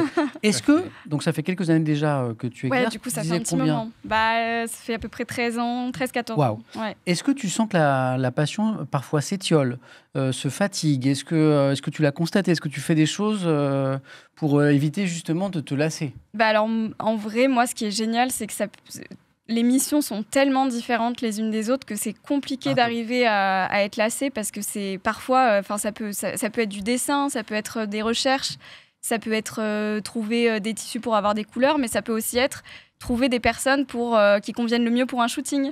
Ou alors aider une marque qui veut se lancer sur TikTok. En fait, ça peut être tellement de choses en même temps que c'est pas lassant pour le moment. Et ça fait 13 ans que je fais ça, donc après, j'en suis pas du tout arrivée au bout, mais moi, pour le moment, ça va, je suis plutôt contente. Lydia, on va passer à un petit questionnaire. Le questionnaire de l'échelle. Alors, c'est pas l'échelle, c'est une échelle de notes. Je vais te demander de noter à 1 sur 10 des aspects. En fait, c'est un questionnaire qui viendra pour chaque invité, comme ça, à chaque émission. Allez. Comment tu noterais de 1 à 10 le relationnel dans le milieu? Relationnel, c'est assez important quand même. C'est ce qui permet d'avoir des contacts, je dirais 8 quand même. Ok, et ça se passe bien? Oui. L'ambiance, quoi. L'ambiance aussi, elle est à combien sur 10? Alors, on peut avoir cette image du milieu de la mode qui est un peu dure. Ouais. Mais c'est vrai que moi, de ce côté-là, c'est un peu moins... c'est un peu moins difficile parce que c'est plus une posture de recul et d'analyse plutôt que d'être vraiment dans une marque en particulier et de faire une carrière dans une marque. Donc, c'est moins... Voilà, ça va. Équilibre vie pro, perso. Ça, par contre, il n'y en a pas. Zéro. C'est zéro. C'est zéro sur 10, non? Ça, il n'y en a pas. Oui. Bah oui, forcément, parce que... Donc, c'est un métier passion qui te mange, quoi. Oui. Ok. Oui. Donc, sur 10, tu mettrais? Du coup, je mettrais 2, quoi. Ok. Ouais. Wow. C'est vraiment quand tu es aux toilettes et quand tu manges. Ça, voilà. Mais encore, même quand tu manges, tu regardes comment les gens sont habillés. Waouh. La rémunération. Alors, rémunération, c'est toujours très compliqué, surtout quand on est en indé. C'est fluctuant. C'est très fluctuant, c'est vraiment, je dirais, 5 peut-être. Alors, en fait, c'est tonto 8, tonto 2, et donc du coup, ça fait 5. Moi, ce qui m'intéresse, c'est tu t'expliquerais ça par quoi? Pourquoi est-ce que dans ton métier, ça gagne pas des milliers des cents, par exemple? Ou alors, à l'inverse, ça gagne des milliers des cents? Non, ça pourrait, voilà. C'est vraiment, ça peut être les deux. C'est juste qu'après, ça dépend de chaque personne. Quand on est en indé, c'est pas toujours facile, en plus d'arriver à se vendre. Mais il y en a qui font ton métier qui roulent sur l'or. Qui roulent sur l'or, peut-être ceux qui bossent vraiment pour des marques, tu vois, ultra prestigieuses et qui font énormément de choses pour elles. Oui, c'est possible, je pense. C'est trop mignon. Il y a Fran Brewas, qui est l'une de mes modératrices, qui vient de mettre le lien de ta chaîne Twitch. Voilà, et je vais demander au Modo d'ailleurs de d'épingler même la chaîne de Lydia, comme ça vous pourrez la mettre dans vos favoris et liker la chaîne. Voilà. C'est Lydia_AM, je crois. __AM. Ouais, il y en a 2. Il y a double underscore. Double underscore. Ouais. Voilà. Ça. Donc ça y est, elle est épinglée. Allez voir la chaîne. Rémunération, on l'a fait. Les perspectives professionnelles, comment tu vois l'avenir de 1 à 10? Compliqué, parce que j'ai l'impression quand même qu'au bout d'un moment, c'est difficile de travailler dans la tendance. Plus on avance dans l'âge et plus c'est difficile. Donc, je dirais 7. De faire de la veille, c'est difficile de se ou même ça dépend en fait dans quel domaine on est exactement. En tout cas, dans la tendance, c'est quand même un peu plus dur. Tu te vois faire ça toute ta vie ou tu... Aucune idée. Non. Mais il faut réfléchir toujours à des moyens de faire rebondir le métier. Et à ceux qui nous regardent, notamment aux plus jeunes qui s'interrogent sur leur avenir, ou ceux qui travaillent déjà mais qui aimeraient pourquoi pas changer de voie, parce que je pense qu'on peut se réinventer professionnellement quand on vit. Est-ce que tu recommandes ton métier de 1 à 10? Ah, c'est dur aussi, c'est tellement niche. Moi, je serais toi, je dirais 0, comme ça, ça diminue la concurrence. Non, mais je dirais 5 parce que c'est tellement niche que c'est franchement difficile de re-rentrer dedans ou bien de rentrer tout court. C'est vraiment pas évident, je trouve. Moi, je me considère un peu comme l'exception parce que c'était vraiment pas du tout quelque chose que j'aurais pu faire. Si j'étais pas amenée à faire ça par hasard, j'aurais jamais découvert le truc, quoi. Donc, très dur. Oui, c'est plus ça te tombe dessus que toi qui vas chercher. Franchement, ça m'est tombé dessus. Et encore, je pense que si j'avais pas eu toutes les aides que j'ai pu avoir, j'aurais pas pu faire ça non plus. Donc, c'est ultra exceptionnel, je trouve. Pour conclure, moi j'aimerais lire le message de Nico Loco dans le chat. Les personnes ayant envie de changer de voie, on l'évoquait à l'instant, n'ayez pas peur du regard des autres. Voilà. Ah oui, bien sûr. C'est une aventure, c'est qui demande du courage, mais ne demandez pas aux autres de juger vos choix et votre voix. Lydia, un grand merci, c'est un plaisir. Merci. Vous avez la chaîne Twitch de Lydia, voilà, passionnée, donc on l'a compris, de tendance, de mode, de jeux de rôle, d'Elden Ring. En slip. Exactement, en slip. Un autre jeu éventuellement non, en vrai, j'en ai tellement. Je fais un peu de tout, j'aime beaucoup de tout. Mais s'il y a une chose que je peux rappeler aussi, c'est l'émission du coup qu'on a lancée il y a peu avec l'AMUA, qui s'appelle Outfit, et donc qui est sur le monde de la mode et surtout sur la vision que ont chaque personne d'eux-mêmes à travers les vêtements et à travers la mode. Et qui est sur ta chaîne Twitch. Et qui est sur ma chaîne Twitch, ainsi que sur YouTube. Donc voilà, un petit extrait. C'est un peu notre projet qui fait le lien entre mes deux activités, donc j'en suis assez contente. Et avant plateau ? En milieu. Oui. Formidable.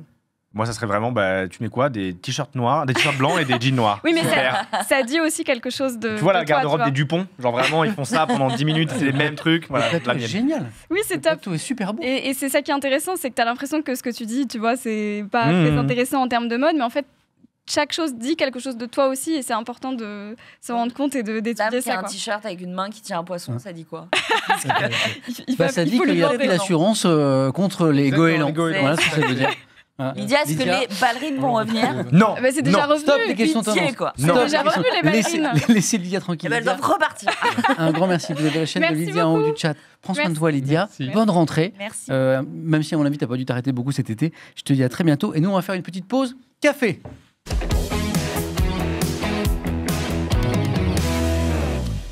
Alors la petite pause café, parce que donc on vous l'a expliqué, on a plein de petites séquences à vous proposer, 3 chroniqueurs, 3 invités, plein de petits jeux. Et là en fait c'est une pause café en collaboration avec l'INA. Tout le monde connaît l'INA, l'Institut National de l'Audiovisuel, une espèce de mémoire audiovisuelle de tout ce qui s'est créé en la matière en France depuis très longtemps déjà. C'est les radios, web maintenant. Il y a très peu de pays au monde qui sont organisés comme ça, donc c'est vraiment un outil incroyable. Et on a un partenariat, l'émission MVP avec l'INA. Chaque émission, on aura des petites pastilles comme ça pour éclairer nos thèmes autour du travail. Par exemple, là, l'apparition en 1989 des premiers testeurs de jeux vidéo. Tous les collégiens de France étaient ouf. Moi, le premier. C'était la seule perspective, tout le monde en parlait. En tête va frapper, tout le monde est anxieux. Si peu et avec de l'effort. Est-ce qu'ils vous font peur, ces testeurs? Ça va beaucoup. Et pour cause. 4 heures durant, les joysticks calés dans les mains, nos testeurs ne vont rien laisser passer. Ils essayent les jeux mis au point par les graphistes et les programmeurs, et pas de pitié, ils relèvent bien sûr tout ce qui va, mais surtout tout ce qui ne va pas. Mais surtout, moi je me souviens que dans notre tête, c'était juste ce qui m'a beaucoup plu au début, poncer un jeu pendant une après, mais c'est tout quoi. En vrai, c'est beaucoup plus dur que ça. Mais bien sûr. Et alors, ce qui m'a vraiment pas plu, c'est la musique qui au bout d'un moment est vraiment lassante. Antoine, qu'est-ce qui va pas dans ce jeu? Ce qui est embêtant, c'est que quand on arrive dans les trucs comme ça, ça bloque et qu'on peut plus bouger. Soft lock. Il y a autre chose qui te plaît pas dans ce jeu? Ça manque un peu de musique. Qu'est-ce que tu vois? En vrai, aujourd'hui, c'est plus des débuggeurs réellement. Oui. Tous les coins de mur. Est-ce qu'il y avait assez de jeux vidéo qui sortaient à l'époque pour que ça puisse être un vrai métier? Il faut que tu notes. Quand un programme coince, il sermonne gentiment mais fermement le responsable. Et une fois qu'ils ont tout passé en revue, ils pondent un rapport. Cela va de l'appréciation polie à la note carrément salée. Exemple. Graphisme 15. J'ai dû mettre une ou deux fois une note en dessous de la moyenne. Aujourd'hui, c'est poussé au point que je crois qu'ils ont des outils. Attends, on va écouter. Du coup, le chat peut pas écouter la vidéo. Après, on va commenter tout ça. Non seulement ils rendent fous les programmeurs, obligés après leur rapport sévère de modifier les jeux déficients, mais en plus ils sont payés pour ça. Et oui, mais pas n'importe comment. Rendez-vous compte. Ils gagnent de l'argent, on gagne des jeux. Par exemple, toi, ça fait combien de temps que tu es testeur? 2 ans. Et tu as gagné combien de jeux en rétribution? 27, 30. Et en plus, les petits vénards, ils voient avant tout le monde les prochains jeux qui vont sortir. Sympa, non? Fin des années 80. Ils sont tous mineurs, surtout, là, tous ceux qu'on a vus. Ouais. C'était pas Et ils sont- vraiment. Et ils sont payés en jeu. Oui, c'est ça. Alors vous C'est disiez ça. un instant, finalement, ce métier, il a changé. Dans le chat, tout de suite, on a dit ça n'existe plus ce métier. Et non. Oui, voilà. C'est plus vraiment des testeurs de jeux En vidéo. fait, à l'époque, c'est ça, ils mettaient des espèces de notations et tout, mais aujourd'hui, testeur de jeux vidéo, c'est plus un mec qui va. Alors d'abord, je crois qu'ils ont des salves, si je dis pas de bêtises, peut-être que le chat va me corriger, mais ils ont des salves de joueurs qui vont jouer pour voir si les joueurs se retrouvent bien dans le niveau, balisent bien, arrivent bien aux bons endroits. Et il y a aussi des salves de joueurs qui sont envoyées pour débugger, en fait, pour pousser les pratiques du jeu dans ses extrêmes, dans ses retranchements, voir à quel moment le jeu lâche. Et je crois que les joueurs ne notent plus grand-chose. Il me semble que maintenant, c'est à base d'eye tracking, enfin, tu sais, c'est vraiment de la data qui est collectée.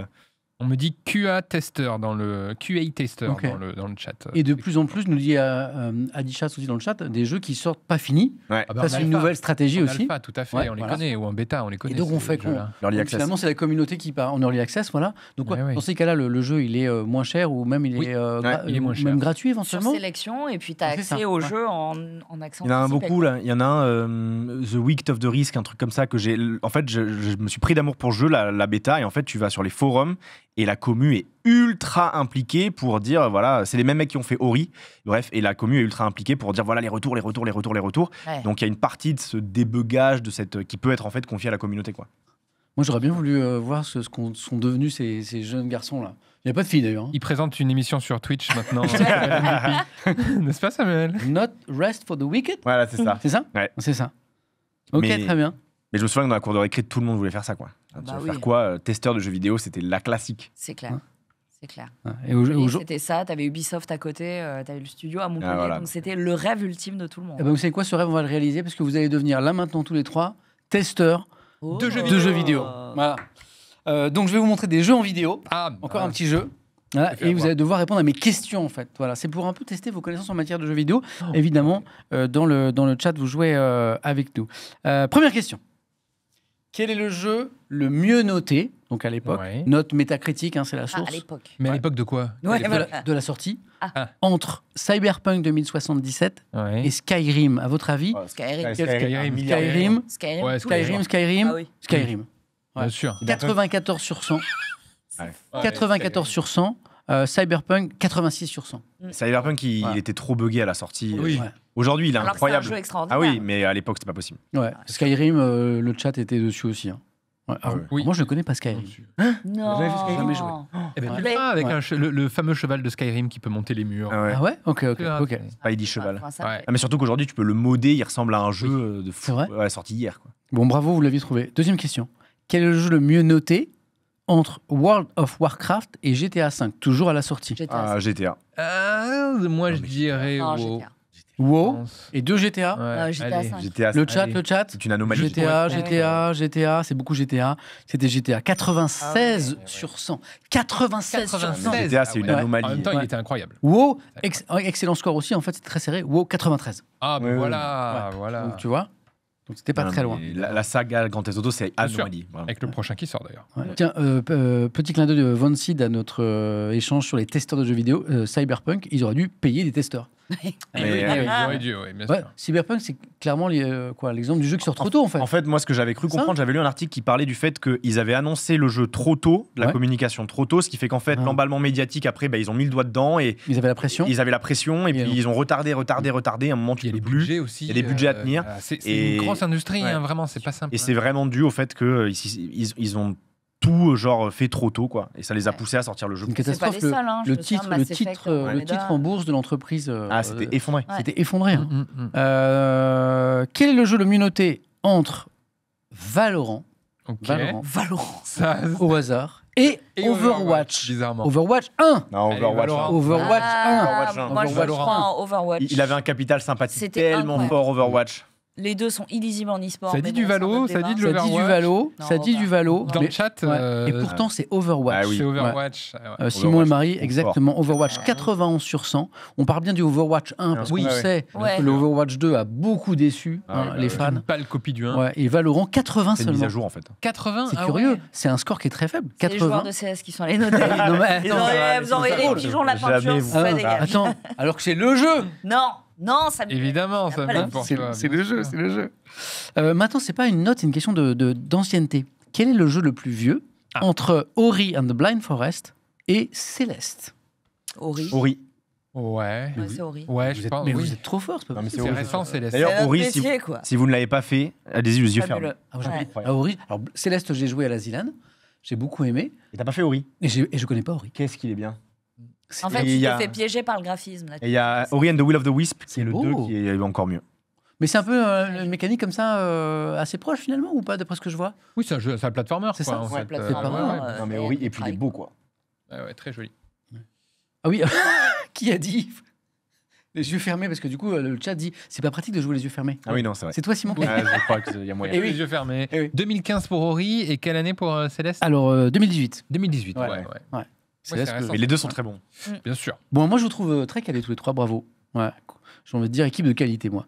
Quel est le jeu le plus vieux entre Minecraft et Roblox? Minecraft. Ouais. 100%. Et Roblox, c'est compliqué de C'est qualifier le Roblox jeu en vrai. 100%. C'est plus C'est un Roblox moteur à Roblox Ah, 2004. le plus vieux. Quoi? Ouais. Eh ben ouais. Et Roblox Minecraft 2004 et Minecraft 2011. Alors, Non, mais Roblox. Attends, Roblox. Ouais, attends. Parce que c'est la sortie, mais l'alpha sur Minecraft, Non, mais c'est pas, vieux que c'est pas 2011. Non, non, c'est pas Parce que 2000, oui, oui, Roblox, c'est la pas bêta, c'est 2004, la sortie, c'est 2006, et Minecraft, j'ai 2011. Oui, mais Minecraft, ça a été en bêta 1000 ans, mais dans tous les cas, c'est pas avant Le chat 2004. dit quoi Ouais, Pardon, le ils sont chat, comme nous, ils sont comme nous. Le chat est en folie. Roblox, 2004. Ouais. On peut avoir les fact-checkers du. Non, Non, mais Roblox, du ça chat, s'est perd là. en 2017, quoi, tu vois, 18-18. 2009, la bêta de Minecraft, apparemment. Ah bah dans ce aussi. cas-là, même avec la bêta, Ouais. eh bien, donc c'est bien Roblox qui gagne.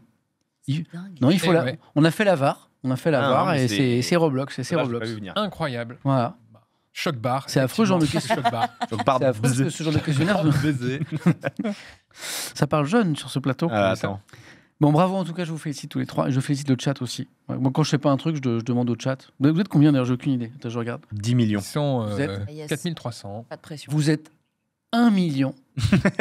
Comme mon donation goal pour que je me présente à la présidentielle. Ah oui, c'est vrai, j'ai vu ça. oui. J'ai vu ça. C'est bien ça. Non, en vrai, vous êtes presque 8000. Prends la position. Waouh! On a un galère de Premier ministre, si Waouh. tu veux, en ce moment. Ça, c'est Non, Matignon, non. Oh non, peux y aller. non, pourquoi les petits trucs? Non. non, directement en haut. Ok. Non. Par contre, je te mettrai Matignon. Ah, ça, très bien. Moi, c'est acté. Et maintenant, on va se poser la question. Et pourquoi pas?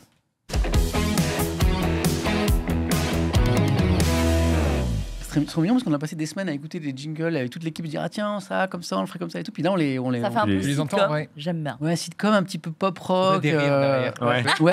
Tiens, on va se le Et faire. nous, à on chaque fois. arrive, on fait des entrées. On Le métier passion, ça peut détruire tes Ouais. vacances. T'as un Incroyable. canapé et puis Ça va, on serait tous dans un appartement et tout Exactement. Très bien. À New York. Ça n'a jamais été fait, je crois. et pourquoi pas eh ben c'est Ludovic B, voilà, grand spécialiste justement de l'exploration des métiers depuis des années, notamment sur sa chaîne YouTube. Et Ludovic qui sera avec nous à chaque émission d'ailleurs, voilà, Tout à fait. qui nous a préparé une J'ai acheté la sélection. chaise. Ouais. C'est bon, on est à moi. Tu as ton rond de serviette. Exactement. Voilà, chaque émission. Qui nous a préparé une sélection de métiers passion pour nous montrer finalement que ces métiers passion, ils sont très nombreux. Oui, Hein tout à fait. Alors, effectivement, moi, j'ai pu accompagner, comme je disais, pratiquement 80 métiers comme ça, de gens, découvrir des choses. Et il y en a, comme on en a parlé, qui ont plutôt des métiers alimentaires, mais il y en a aussi beaucoup qui sont passionnés par leur métier. Et sur des métiers parfois où on n'a pas l'impression qu'on peut être passionné par ça. Typiquement, le premier exemple, c'est avec Louis. Il est grutier et il est passionné de son métier de c'est le grue. gars qui pilote les grues. Alors oui, pas dans les grutier de chantiers. l'oiseau, rien à Ouais. voir, qui la grue. C'est pas l'histoire tu du vois. goéland qui revient. Non, pas du Est-ce tout. qu'il Les est tout les en grues, les haut vraies de la grues. grue? Oui, il est Wow. tout en haut de la grue, lui, et je l'ai suivi pendant une journée. Je suis monté avec lui, évidemment, pendant sa journée de travail en haut de la grue. D'ailleurs, il faut savoir qu'il monte une fois, terminé, après il redescend le soir, parce que ça prend un petit bout de temps quand même de monter en haut d'une grue. Il passe sa journée là-haut. Ouais, il passe la journée là-haut. Alors, D'ailleurs, on peut voir. T'as les voilà, grues au c'est sol et là-haut. t'as les grues des fois en haut des bâtiments en construction. Ah, oui. je peux poser une question pratique? Oui, bien Alors, sûr. pour le déjeuner, sandwich, ok. Tout le monde pose la même question. Le Comment pipi. Bah oui. Voilà. Et bien, ça se fait dans des bouteilles, voilà, tout simplement. Ou alors, Dans un Ouais, tiroir, alors non, comme les gamers. pas le tiroir à pisse, mais Wow. plutôt la bouteille vide, hein, au final. Il fait pipi dans une Non. bouteille et puis après, il la descend le Et soir. après, il les balance. Alors, Voilà. le pipi, oui, et le reste, le reste, à ce moment-là, tu descends. Tu peux quand même descendre, mais juste qu'il faut compter. Il faut compter 5 minutes quand même. Sinon, par la fenêtre, tu hurles en bas, poussez-vous. Poussez-vous, voilà. Si c'est dans du béton frais, après. Non, mais c'est une vraie info. C'est une question que tu as posée en fait. Et il t'a dit bouteille. Ouais, lui, il fait pipi dans la bouteille, puis après, pour le reste, il descend, évidemment. Mais bon. Les commentaires du chat, je ne savais pas que Amixem était grutier. C'est vrai qu'il a un petit air. Il a un petit air, mais surtout, il peut parler des grues pendant des heures. C'est-à-dire qu'il peut te dire cette grue-là, c'est tel modèle. La flèche, ce qu'on appelle, c'est donc ce qui va devant la grue. Là, elle peut lever tant de poids. La contre-flèche derrière, le truc. Enfin, vraiment, il parle de grue pendant des heures. Il a même fait une chaîne YouTube qui parle de grue, tellement il est passionné par ça. Génial. Ça s'appelle Loulou le Grutos, d'ailleurs, si vous voulez aller voir. Voilà. Et lui, il est, comment on peut le dire, passionné. Et je trouve ça génial parce que l'idée, c'est qu'on peut avoir une passion, peu importe le métier. En plus de ça, grutier, c'est un métier qui recrute, il faut le dire. C'est un métier, d'ailleurs, pour les études, c'est 2 ans de CAP conducteur d'engin. Alors après, il faut passer un... Oui, tu voulais dire un truc ? Non, je crois que c'est plutôt bien payé aussi parce que c'est très bien payé. Comme c'est un métier à haute responsabilité, avec qui demande beaucoup de rigueur et de précision. Tout à fait. Donc tu nous dis qu'il y a du débouché. C'est l'un des mieux payés du chantier. Que la formation est courte, assez courte. C'est 2 ans et ensuite il faut passer ce qu'on appelle un CACES. Alors le CACES, c'est très rapide de passer un CACES. En gros, c'est un peu comme un permis de conduire. Mais c'est comme le truc pour les trucs de chariot là. Exactement. Tu es obligé de passer un CACES pour chaque type de véhicule dans le bâtiment ou dans les transports en général. C'est comme ça que ça se passe sur des grosses machines. Et donc il y a le CACES de la grue en plus du CAP conducteur d'engin. Et du coup, ça te permet d'être grutier. Et le salaire débutant est à 2200 € brut par mois et ça monte avec l'expérience, évidemment. On peut monter sur des salaires bien plus élevés. Voilà. Métier qui regrute. Dit le chat. Qui regrute, très bien. Moi, j'ai une autre réflexion. Je me souviens qu'à l'époque du tatou, tu avais fait une vidéo sur est-ce que vous avez déjà vu des bébés pigeons alors qu'il y en a partout. Tout à fait. Moi, j'ai une autre question comme ça. C'est vous voyez des grues partout. Est-ce que vous avez déjà vu une grue en construction ? Oui. Comment elle se monte ? Non. Exactement. Ben voilà, c'est un mystère. J'ai peut-être vu un timelapse. Je l'ai vu. Je l'ai vu. Je peux vous le dire. Elle se monte par une autre grue. En fait, elle se monte par une grue. Qui monte l'autre grue ? Qui a monté la première grue ? Qui a monté la première, ouais. C'est l'œuf ou la grue ? Les grues à la fin, la chaîne. En fait, il y a une grue qui est posée sur un camion, d'accord, qui est télescopique. Et elle va monter la grue ensuite qui est posée, la grue fixe. Voilà, c'est comme ça. Le CACES, certificat d'aptitude conduite engin en sécurité. Ah, mais c'est des blocs. Montage de grue. Ah oui, c'est des blocs. C'est tout à fait, c'est Minecraft. C'est ça. C'est le même principe. Et elle se monte, c'est des Lego, quoi. Et on monte une grue comme ça. Voilà, et les salaires, tu nous disais, donc ça commence à il faut compter 2200 € bruts par mois. Le premier salaire. En entrée. Voilà, en entrée, c'est à peu près ça, parce que c'est quand même l'un des mieux payés sur le chantier du BTP. J'ai juste une petite question. C'est un métier qui recrute, comme vous disiez. Est-ce que c'est un métier aussi qui est menacé par une robotisation ou une automatisation peut-être des machines? Alors pas du tout, on n'en est pas du tout encore là, ce genre de métier, parce que c'est un métier qui demande tellement de précision et surtout qui demande aussi d'avoir une réflexion sur une adaptabilité de la situation. Voilà, une machine ne pourrait pas faire. Aucune machine pourrait faire ça, c'est même pas envisageable. Donc c'est un métier qui a de l'avenir et qui recrute énormément. 2200 € brut par mois, dit le chat. Par mois. Ça suffit, moi, c'est mon régal. Oui, mais c'est moi, c'est mon régal. Le chat est à fond. Je vous présentais un autre métier aussi que j'ai pu suivre avec, cette fois-ci, la personne la plus passionnée par son métier que j'ai pu suivre de ma vie. C'est vrai ? C'est un truc de fou. Il s'appelle Raphaël et il est réalisateur de radio. Il est réalisateur d'émissions de radio. Pour le coup, c'était la matinale d'RTL qui est réalisée. Et alors, un réalisateur de radio, on va le voir, je vais vous mettre des extraits d'ailleurs, mais un réalisateur, c'est quelqu'un qui va en fait avoir les commandes, comme on s'en doute, de l'émission, c'est-à-dire qu'il va être en régie avec une énorme console, on appelle ça, voilà, une console, et du coup, il va pouvoir gérer, c'est-à-dire distribuer la parole, ouvrir les micros, fermer les micros. Très important dans une radio, exactement. centrale, quoi. Tu connais bien, évidemment. Ouais, c'est vraiment très mais d'ailleurs, réalisateur d'émissions de télé ou Twitch aussi, c'est un peu pareil. C'est-à-dire que ça va être le maître des horloges, celui qui va gérer le conducteur, etc. C'est un métier de fou. Et d'ailleurs, on salue l'excellent réalisateur de cette émission. Exactement. Qui est salué dans le chat depuis le début. Et qui est là, voilà, les gens le connaissent, je suppose. Et donc, du coup, pour résumer, ce serait le chef d'orchestre de l'émission. Et d'ailleurs, je vous mets un petit extrait de ce qu'il doit faire, justement, le réalisateur radio. Regardez ça. Générique, j'envoie tous les éléments. Chaque élément que vous entendez, différent à l'antenne, c'est une manipulation. Oui, complètement. Voilà, hop, là on entend un nouvel élément, paf, c'est une manipulation. Et c'est l'enchaînement de toutes ces petites choses qui font l'émission. Mais il te parle en même temps. Alors oui, il parle en même temps, c'est pas un humain, c'est une machine, vraiment.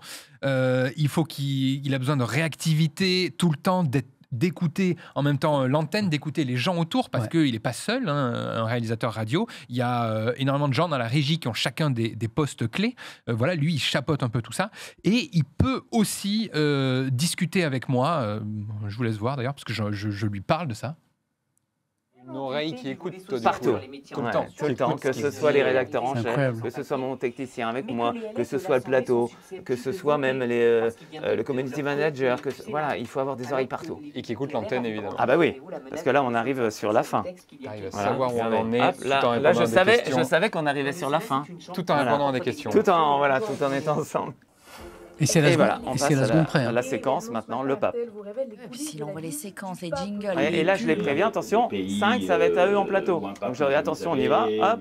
On est sur des lignes de fracture. Et hop, top, c'est parti. En clair, la France n'est pas sa priorité. Voilà, c'est impressionnant et c'est comme ça pendant toute la durée de l'émission. Et ce qu'il y a d'incroyable, c'est que malgré en tout cas ce que ça demande comme énergie, comme concentration, etc., il est tellement passionné qu'il sent comme un gamin. Pour lui, il n'a pas vraiment l'impression de travailler. Et d'ailleurs, il me le dit lui-même, tout ce que ça demande, ce métier-là, en termes de force et de passion. Est-ce que tu as abordé la question du salaire avec lui? Parce que moi, j'ai cette image, mais je peux me tromper. Je les regarde comme où il parle. C'est des postes essentiels en télé, en radio en général, ce sont des bons salaires. Oui. Parce que c'est beaucoup de responsabilités, ça demande beaucoup de dextérité, de concentration. Et donc, tu en as parlé avec lui? Oui, j'en ai parlé avec lui. Mais là, d'abord, on va juste s'écouter si on peut remettre l'extrait. Parce que c'est intéressant, parce que lui, justement, il parle de la passion de ce métier qu'il doit avoir. Ça demande en termes d'attention pendant 2 heures. Quoi, ah oui. Mais c'est une hygiène de vie qu'il faut avoir. Ah oui, c'est aussi une concentration. C'est aussi un état d'esprit qu'il faut avoir. Et pour ça, le petit secret, c'est l'envie. Voilà, il faut avoir envie tous les matins. Il faut être passionné, il faut aimer les gens et aimer les personnes avec lesquelles tu travailles. Voilà, ça fait partie des choses importantes. Mais on sent que évidemment, il aime. Il est comme un fou vraiment avec ça. Il pourrait faire ça toute la journée tellement ça le stimule. Côté études, avant de parler salaire, côté études, alors il y a des écoles de radio qui forment à ça. Évidemment, des écoles de journalisme aussi. Typiquement, moi j'ai fait une école de journalisme et j'ai eu effectivement un cursus où il y avait des cours de radio. On faisait ça, mais plus côté antenne, mais il y avait aussi réal possiblement. Et ensuite le reste, on va dire, c'est en se formant sur le tas. C'est comme ça que ça marche, évidemment. On commence par les petites radios associatives, puis après on monte, etc., en grade, et puis on arrive sur des radios nationales, en sachant qu'au départ, on est au SMIC. En gros, dans l'idée, quand on est sur des radios locales, radios associatives, c'est un salaire au SMIC. Et puis après, ça peut monter très très haut puisqu'on se fait un nom. Et il n'y a finalement pas tellement de plafond parce que ça dépend de des réalisateurs qui sont des réal stars en fait. Bien sûr, et qui sont extrêmement bien payés. On pense à quelqu'un qui s'appelle Policino, par exemple, qui a beaucoup travaillé avec Nagui, qui réalise Taratata notamment. Voilà, ce sont des réalisateurs stars qui travaillent en tandem. Souvent, ils sont réclamés par les animateurs. Tout à fait, exactement. Et pareil, c'était de prod. Après, c'est aussi une question de réseau, beaucoup, ce genre de métier, évidemment. Ça fait partie des choses. S'il tombe malade, il se passe quoi? Alors, il tombe jamais malade. Il tombe jamais malade. Et bien en fait, c'est le réalisateur de l'émission d'avant qui continue sa tranche. Et pareil, si jamais il y a un problème dans le studio avec sa console qui tombe en panne, par exemple, il faut qu'il puisse envoyer une musique, par exemple, ou une boucle de sécu. Exactement. Et puis après, il déménage tout le monde dans un autre studio en 30 secondes, il reprend les commandes et puis il envoie tout de suite. Ça demande une réactivité qui est incroyable comme métier. J'adore les blagues. Imagine, il a une otite. J'adore. Alors, une otite, il peut. Pardon, vous allez me dire que c'est une obsession, mais parfois il reste des heures à l'antenne. Oui. Comment il fait pipi? Oui, vraiment, c'est la question. Tu sais quoi? Il y a des moments où aussi tout n'est pas en direct. C'est-à-dire qu'il y a des moments où les choses sont enregistrées. Et parfois, il a 3 minutes. Ah oui, quand tu mets une musique. Exactement. Ou les pubs. Il lance une pub. Par contre, c'est en 3 minutes. Il faut y aller fissa. Ça dépend. Le présentateur, il y a une pub qui n'est pas prévue. Il fait OK, le réal va aux toilettes, c'est bon, j'ai compris. Exactement. Le dernier métier que j'aimerais que vous présenter aujourd'hui et qu'on se pose la question de et pourquoi pas finalement ce métier, je vais vous le faire deviner. Si je vous dis compact, chandelle et mortier. Allez-y. Chandelle, genre qui tient une bougie. Je dis juste compact, chandelle et mortier. C'est 3 types de choses différentes dont on a besoin dans ce métier-là. Un mortier.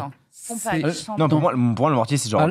Dans le feu, on dit feu d'artifice artificier. Bravo, oui, le chat. Le chat est très fort. Le chat est très très fort. Pourquoi compact? Alors. En fait, c'est les différents types d'artifices. C'est-à-dire que les compacts, c'est ce qu'on appelle les boîtes à chaussures. Ensuite, peut-être parce qu'ils sont allés voir ma chaîne. Tu vois, j'ai vu ta vidéo dessus, elle est très bien. Voilà, c'est parfait, c'est là où on l'apprend. Et alors lui, du coup, il s'appelle Hugo, il est artificier. j'ai pu le suivre justement sur un feu d'artifice. C'est son rêve depuis tout petit d'être artificier parce qu'il y a un truc un peu, quand on est gamin, on voit des feux d'artifice et on se dit... de la magie. On crée de la magie, j'ai envie de faire ça. Bon, il est un petit peu aidé parce que ce que je vous ai pas dit, c'est que son père et sa mère sont artificiers. C'est une entreprise familiale, hein, évidemment. Il est tombé dedans depuis qu'il est petit et du coup, il a rejoint un petit peu la famille. Il s'éclate, il peut parler lui aussi. C'est le cas de le dire. Exactement, il s'explose. Il peut parler de feux d'artifice pendant des heures. Je vous mets un petit extrait d'ailleurs, regardez ça. Trop bien. Donc là, par exemple, c'est du A4 normalement. Un plan de tir, c'est ça. Il y a ce qu'on appelle une espelette avec une traçante ou non. Là, par exemple, ça s'appelle donc un chapelet. Ça, c'est ce qui part dans le ciel. Par exemple, des V, des W, etc. Et en dessous, tu vas avoir la chasse. Si vous n'avez rien compris, c'est normal. Hein. C'est le but, c'est vraiment des termes très techniques. Il est très, très carré. Il faut être très carré. On voit. C'est un glossaire. Dans ce métier, c'est pas au feeling. Tiens, je vais allumer une comme ça, puis on va voir ce qui se passe. Du tout. C'est un métier qui demande énormément de rigueur, mais aussi qui allie la créativité, le spectacle, des explosions partout, du plein air. Ça demande énormément aussi de qualité, de rigueur, un peu comme ce qu'on avait vu avec le réalisateur radio. Et en gros, ses missions à lui, ça va être d'imaginer évidemment le feu d'artifice dans sa tête d'abord, parce que ça commence par là. Ensuite, c'est de choisir les produits, d'aller tout installer sur place, sur le pas de tir, de raccorder chaque artifice avec des fils électriques jusqu'à son tableau de tir qui servira à la mise à feu. Et d'ailleurs, il m'a montré son tableau de tir, on dirait un film de James Bond. C'est informatique Regardez maintenant, c'est ça ? Non, pas du tout, c'est manuel. Ah oui, c'est vrai. De film là où oui, ils enclenchent la bombe. Oui, c'est ça. Mais c'est totalement ça. C'est quand t'as vu. Ah ouais, carrément. Ok, c'est vraiment ça. Les petites lumières. C'est comme la bombe, la valise atomique dans les films. Exactement. Là, il y a 2 petites LED rouges qui s'amusent pour dire que je suis en mode feu. Et j'appuie sur les 2 boutons. Mais il peut pas faire de répétition. Sur les 2 boutons. Exactement. Non. En même temps pour tirer. C'est-à-dire qu'il a tout planté et le jour du lancement, il lance. Alors après, il peut tester les lignes parce qu'en gros, l'idée, c'est que chaque fil électrique est relié à un artifice, à un bloc d'artifice en tout cas. Et ensuite, il a 2 molettes. Il va tourner les unités et les dizaines parce qu'il y en a tellement que carrément, il faut les unités et les dizaines pour trouver la bonne ligne et envoyer avec les 2 doigts. Et il fait ça. Donc évidemment, elles sont dans l'ordre. Hein, c'est plus simple. Ah, 2 doigts, c'est pour la sécurité. Oui, tout à fait. Pour pas qu'il rip et que ça envoie quelque chose. Et du coup, il faut les 2 doigts en même temps. Et donc, il va tourner en même temps les molettes et envoyer manuellement. Alors, il y a maintenant des tableaux système automatique, plutôt automatique, voilà. Mais finalement, quand on a l'essence de ça, quand on aime le feu d'artifice, il me disait, on préfère le manuel parce que du coup, on a l'impression de faire le feu d'artifice. C'est ça qui est plus chouette, plutôt qu'on appuie que sur un bouton et on laisse les choses partir. Non, il y a Indica qui dit qu'ils ont des émulateurs maintenant, c'est-à-dire des choses pour essayer de pas de répéter, mais d'imaginer ce que ça peut donner après. Tout à fait. Mais ça aussi, ça sera jamais comme on a l'impression dans la tête. Donc lui, quand je l'ai vu avec finalement à quoi il ressemblait le feu d'artifice, en fait, c'était un tableau Excel et lui, dans sa tête, il a l'image du feu d'artifice.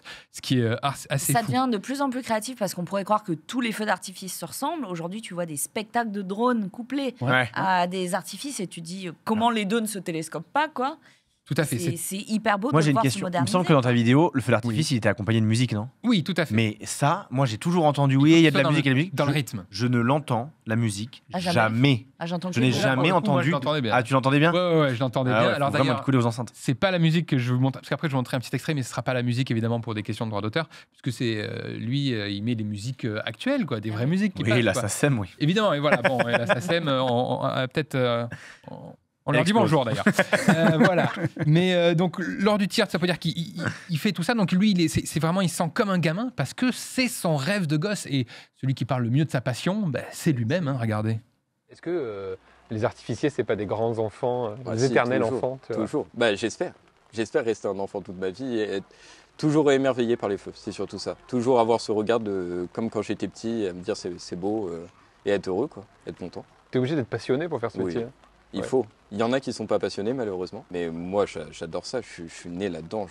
Je vis pour ça. J'ai toujours voulu faire ça depuis que je suis petit.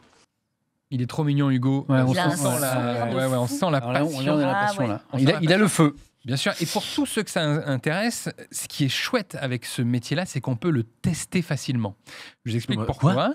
Oui. Mais c'est vraiment le truc, tu te dis, vont faire péter des explosifs. Eh bien, sache que non. Les plus jeunes qui nous regardent, comprenez bien ce que vient de dire Ludovic. Attendez, voilà, je continue la suite. N'allez pas dans un magasin acheter des trucs pour faire un feu d'artifice dans votre salon. C'est pas ce que voulait dire Ludovic. Sache-le déjà, c'est que les artifices qu'ils utilisent ne sont évidemment pas trouvables dans le commerce. Il faut des dérogations pour pouvoir en acheter, etc. Mais en revanche, la formation s'appelle le F4T2. C'est une formation de quelques jours. Et en quelques jours, tu peux devenir artificier. Alors attention, par contre, ça veut dire que tu dois être quand même sous les ordres d'un chef de tir, donc un vrai artificier, par contre, qui est beaucoup plus expérimenté. Mais la formation ne demande que quelques jours, et après, le week-end, si tu as envie, tu peux aller dans des sociétés d'artificiers, de feux d'artifice, tirer des feux et les aider à monter les feux, etc. Tu es habilité. Et ça, c'est génial. Tu es payé d'ailleurs, évidemment. Stagiaire, quoi. Mais c'est même carrément, t'es payé, hein, t'es payé à la journée en fait, et il y en a plein qui font ça, et parce qu'ils sont passionnés aussi, et la journée, ils font ça avant d'en faire un vrai métier. Par contre, il faut ouvrir une entreprise, ce genre de choses. Alors pour, justement, question salaire, alors c'est compliqué parce que finalement, Hugo, il a son entreprise, donc c'est une question de chiffre d'affaires en fait, il n'y a pas de salaire miracle, hein, donc c'est-à-dire que ça dépend combien de feux on tire, quelles sont les communes qu'on fait, parce que les feux d'artifice, ça peut coûter 4 000 € à une commune, comme 1 million quand c'est la Tour Eiffel. Enfin, c'est très, très variable. Et donc, le salaire est aussi variable. Voilà. Et pour finir, je vous propose un petit extrait, justement, du feu d'artifice avec Hugo aux commandes pour que vous vous rendiez compte comment ça marche. Ça. OK.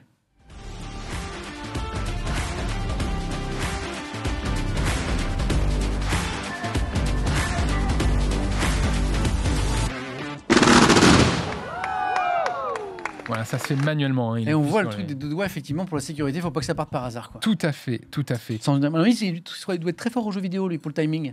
Oui, en plus il joue. Parce que on se connaît bien avec Hugo maintenant. Depuis, il joue aux jeux vidéo. Merci beaucoup. Voilà. Ça veut dire que tous ces portraits là que tu nous montres, on peut les retrouver toujours sur ta chaîne YouTube. Tout à fait, en version longue, sur des vidéos qui font 20-30 minutes, là pour aller bien plus profond sur le métier, tout découvrir d'une journée type de ces métiers-là. Ils sont dispo sur ma chaîne YouTube Ludovic B. Voilà. Ludo. Dans le monde de l'entreprise, on aime les prêts. Tu vas nous faire une presse. Nous aussi, puisqu'on parle du monde du travail, de l'emploi, on a des prêts. On a eu une grosse presse. Voici la petite presse. Marie Palot qui nous présente la petite presse cette semaine, en lien avec notre thème. La passion avec des dollars à la place des S. Mais toi, c'est sur l'influence, c'est ça? Mais oui, parce qu'en fait, c'est ma première petite presse. J'étais un petit peu stressée, je vous cache pas. La pression de la première. En plus, en 2024, parler de métier passion quand on prend tous des antidépresseurs, c'est pas facile. Mais je me suis lancée. Être influenceur, le rêve de toutes et tous. Vous l'avez là, hein. Vous l'avez, on en rêve tous. Oui, alors vous avez peut-être tous entendu parler de ces sondages ces 10-15 dernières années où on lisait youtubeurs lorsqu'on demandait aux enfants ce qu'ils voulaient faire plus tard. Mais oui, ces sondages existent. Alors, vu que YouTube est mort, on pourrait se dire que maintenant, dans les nouveaux sondages... YouTube est mort Attendez. YouTube est mort. Disons qu'il y a une autre plateforme, peut-être que vous la connaissez, qui est très populaire. Et du coup, dans les nouveaux sondages, on peut s'attendre à streamer dans les top tendances. Et regardez, même les présentateurs télé débarquent sur Twitch. Hein. Ça va Alors, je ne vois pas du tout de qui tu veux parler. Pas du tout. Eh bien, sachez qu'en 2024, c'est toujours sensiblement les mêmes réponses dans ces mêmes sondages. Parce que oui, les pilules pour soigner le cancer de ces influenceurs, qu'on appellera par exemple Dylan Thierry pour prétendre par exemple, sans le citer, sans le citer, bien sûr. On aime l'anonymat. Eh bien, ça n'a pas suffi à tuer dans l'œuf les rêves de tous ces jeunes. Hein. Pas même les AirPods Pro à moins 90%. Tu ne recevras jamais, Julie. Tu ne les recevras jamais. C'est moi où j'entends siffler des balles perdues. Taille réelle. Jamais. Non, mais parce qu'aujourd'hui, je veux profiter de cette première émission pour qu'on donne des réponses plus concrètes à ces jeunes pour pas qu'ils perdent leurs ambitions et leurs rêves. L'influence, sachez-le, ce n'est pas se lever le matin, vendre un shampoing au plomb qui va canaliser les énergies, ça s'appelle une arnaque. Oui, donc, exactement. Sachez lire l'atmosphère. C'est bien que tu rappelles la distinction, Marie. Mais oui, en fait, non, l'influence, c'est plutôt d'essayer de transmettre des messages inspirants entre deux placements de produits pour du thé à la pêche et des crèmes véganes. Ça fonctionne plutôt bien. Mais c'est aussi créer de l'emploi, parce qu'au début, c'est vrai, vous commencez plutôt seul, voilà, vous utilisez les outils professionnels comme le montage par vous-même, mais concrètement, c'est le talent qui fait tout le reste. Et oui.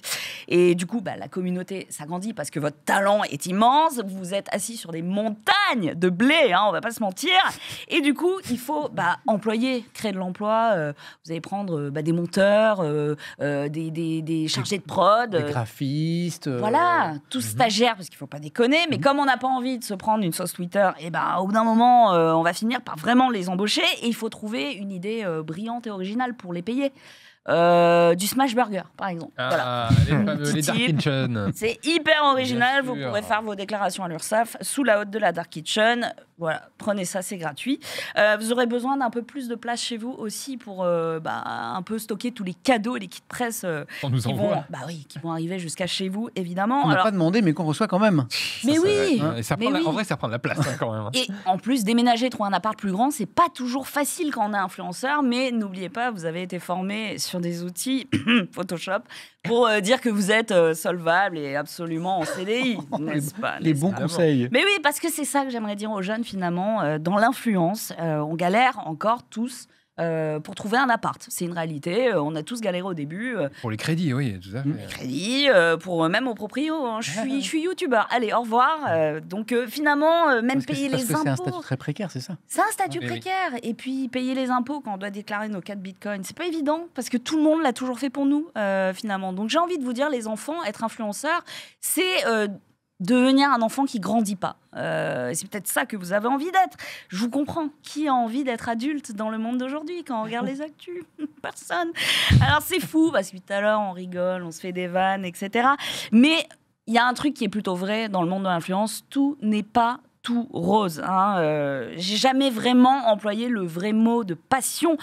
Cette passion qui était quand même au cœur de cette génération pionnière parmi les créateurs de contenu sur YouTube et qui n'est plus aujourd'hui aussi systématique. La meilleure échelle vers la réussite, c'est la passion qui vous anime. Ça, c'est un vrai conseil. Moi, par exemple, j'ai envie de faire de la poterie. Voilà, c'est un truc qui me fascine. J'ai découvert ça grâce à Pottery Boy, qui partage sa passion. Je sais pas si on a une image. Voilà, 1,6 million. Voilà, c'est la poterie. J'adore la poterie. Moi, ça me passionne. J'ai vraiment envie d'en faire. Donc, du coup, je vous conseille de suivre finalement votre cœur. Et sur ce plateau, on a le meilleur exemple de l'influenceur influencé. Bah oui, parce que Samuel Etienne, quand même, présente Question pour un champion. Étoile fait ses nuits de la culture. Les deux se rencontrent. Samuel devient streamer. Il manque plus qu'Étoile devienne présentateur de questions. Imagine un monde où il me remplace la question pour un champion. Mais c'est ça l'avenir, Samuel. Est-ce que tu es prêt à lancer la main? Et surtout, est-ce que tu es dans ton métier passion, toi, nouvellement reconverti streamer? Ah bah oui. Mais c'est vrai que c'est deux passionnés qui se sont rencontrés. Ouais. C'est le cœur qui est parlé. C'est vrai. Mais après, moi, j'ai triché parce que la précarité du métier de créateur de contenu, je ne l'ai pas connue. Non. Puisqu'en fait, j'étais salarié quand j'ai découvert... Mais tu as découvert la précarité de journaliste quand tu étais plus jeune. Ah oui, ça par contre, oui. C'est la même chose. C'est la même chose. C'est passé par une phase de précarité. Oui, c'est vrai. Aujourd'hui, tu ne l'as pas, certes. Mais qui sait, peut-être qu'un jour, je deviendrai créateur de contenu à temps plein et que je connaîtrai les joies de la précarité que Marie vient de nous... On te soutiendra. Blague à part. Pratiquement 1 million de followers sur Twitch. Ouais. Tu commences pas de zéro. Tu l'as passé le stade galère. Mais blague à part, vous trois, tous les trois, vous êtes installés quand même. Vous êtes des créateurs de contenu reconnus, connus depuis des années déjà. Est-ce que la précarité, vous la vivez encore? Vous la sentez, Simon? Non, moi ça va. En vrai, il y a plus de précarité. C'est plus le stress de est-ce que je passe l'étape d'après au cas où ça pourrait s'effondrer. En gros, à combien je prends de CDI ou est-ce que je garde des gens en freelance? En fait, c'est plus ce truc-là de... jusqu'où je vais pouvoir tirer la corde avant que ça craque. Mais la précarité aujourd'hui, non, ça va, je m'en suis sorti. C'est-à-dire l'étape d'après, c'est-à-dire en gros, là, moi, financièrement, ça va. Je peux payer des gens en freelance, je peux faire des prods que j'aime bien. Mais la question, c'est maintenant, est-ce que je me verrouille là-dedans avec des CDI, etc. Est-ce que tu embauches des gens? Est-ce que je bloque ma situation? Tu vois, c'est ça. Toi, t'as personne en CDI, du coup, dans ton Non, en fait, je fais bosser que des free tout le temps. Alors, c'est super pour la flexibilité. Mais du coup, tu te retrouves à jamais être la priorité. Allez, une sauce Twitter pour Simon. Non, mais tu vois ce que je veux dire. Surtout, t'aimerais donner la stabilité. Moi, j'ai des gens en CDI. Moi, j'ai du CDI, moi. Ouais. Toi, t'as du CDI? Ah ouais, moi, j'ai... Aïe, le sacro-saint. Avec moi, directement. Typiquement, ma chargée de production, qui est à la fois ma cadreuse aussi. Du coup, elle est en CDI, tout à fait. Donc, le créateur de contenu, il crée des emplois et parfois, il crée des emplois aussi stables, quoi. Oui, tout à fait. Mais après, moi, ce qui fait peur là-dessus, c'est de me dire, par contre, j'ai une responsabilité maintenant. Tu vois ce que je veux dire, c'est que jusqu'à présent, si ça plantait un jour, je suis tout seul dans le bateau, quoi. Donc, c'est pas grave, tu vois. Mais là, par contre, quand tu as quelqu'un d'autre à côté, ça fait flipper. Parce que si tu le payes pas à la fin du mois, la personne, tu vois, elle attend de toi que tu la payes, quoi. Donc là, faut pas se planter. Et ça fait peur, effectivement. C'est ce que je disais. C'est passer un cap. Et toi, pour toi, là, ce que je demandais à Simon, tu sais, la précarité pour toi. Non, c'est un cap que tu as passé aujourd'hui. Oui, c'est un cap que j'ai passé. Et puis. T'as pas vu la Lambo garée devant? C'est pas ça. C'est à toi? C'est pas ça. La jaune, là? Oui, exactement. Non, la jaune, oui, c'est les deux. Les deux, c'est les deux. Non, en fait, c'est pas ça. Surtout, c'est que la précarité, c'est une peur c'est pas que ça m'est passé, c'est que j'ai appris à vivre avec. J'ai appris à vivre avec, à me dire, si demain ça s'arrête, qu'est-ce qui se passe ? Voilà. Voilà. Et après, il y a... Disons que tu peux prendre plus ou moins de risques selon les choix que tu fais. Typiquement, je peux te donner un scoop ici. La personne qui est en CDI avec moi, c'est ma femme. Ce qui fait qu'on a en gros, on a une source de revenus pour deux. Trop bien. Donc, si jamais ça s'arrête, tu vois, il se passe quoi sur le foyer ensemble ? Donc ça fait encore plus peur. Bien sûr. Mais le côté précarité, on va dire que j'ai réussi en tout cas à apprendre à vivre avec, quoi. Enfin, la peur de la précarité. Dans un instant, le mystère va arriver sur ce plateau. Mais d'abord, Marie, juste en quelques secondes, toi, la précarité, parce que toi aussi, tu es créatrice de contenu depuis un moment déjà. Elle est toujours présente dans ta vie ou ça va maintenant ? Non, la précarité est passée. En plus, c'est plus le côté situation un peu bizarre. En fait, je fais de la télé, j'espère qu'il y passe par là. Bonsoir. Je fais de la télé pour avoir en fait mon salaire qui me permet de vivre un peu ce que disait quelqu'un dans le chat tout à l'heure, pour vivre un peu de mes passions à côté. De ta passion sans... Okay. Exactement. Mais je suis un peu dans cette situation bizarre où, pour continuer d'exister à la télé, cette peur d'être remplacée, en fait, parce qu'il y a une interchangeabilité. Tu vieillis, tu deviens maman, etc. En fait, tu te dis, il y en a une plus jeune, plus jolie, voilà, qui va arriver et qui sera meilleure. Moins cher. Bah oui, plus jeune. Du coup, tu te dis, en fait, il faut que je fasse encore plus de contenu à côté pour qu'on puisse me voir et qu'on puisse me garder à la télé. Et tu arrives dans une boucle un peu bizarre où tu n'arrives pas à lâcher l'un et l'autre. Et non. Du coup, je suis un peu entre les deux. Et peut-être que tu as eu ça aussi en tant que présentateur télé et streamer. C'est une question que je me pose au quotidien. Je terminerai cet échange sur le mot de Groom Groom dans le chat. Le mariage est-il une forme de CDI ? En rebond sur la parole de Ludo. Mais nous ne lancerons pas ce débat. Place au mystère. Les problèmes. On va recevoir un invité mystère et il va falloir trouver sa profession. C'est guest de guest. Yeah. Invité mystère, comment ça va ? Wow. Alors l'invité mystère, on a le droit de Cet dire homme est une sportif. chose de l'invité mystère. Moi, je ne dis rien d'autre. Qu'il s'appelle Pierre. Okay. Voilà. Je ne suis pas mystère, je suis Pierre. C'est un rapport avec ton métier. Tu peux regarder ça, moi ? Alors Simon a un indice, parce que Simon a gagné un petit jeu au début de l'émission. Il a un indice. Et je tiens vraiment à dire au chat qu'on n'a jamais croisé ta route. On ne connaît pas. Moi, j'ai déjà croisé Samuel. On leur dit tout. J'ai déjà croisé Samuel. D'accord, tu donnes des indices, Ah bah on est tous là. On ne sait pas où. J'ai déjà croisé Pierre. On peut poser des questions ou pas ? Non, mais c'est alors attends. Ok, bon. Donc, je vais. Tu l'as trouvé ?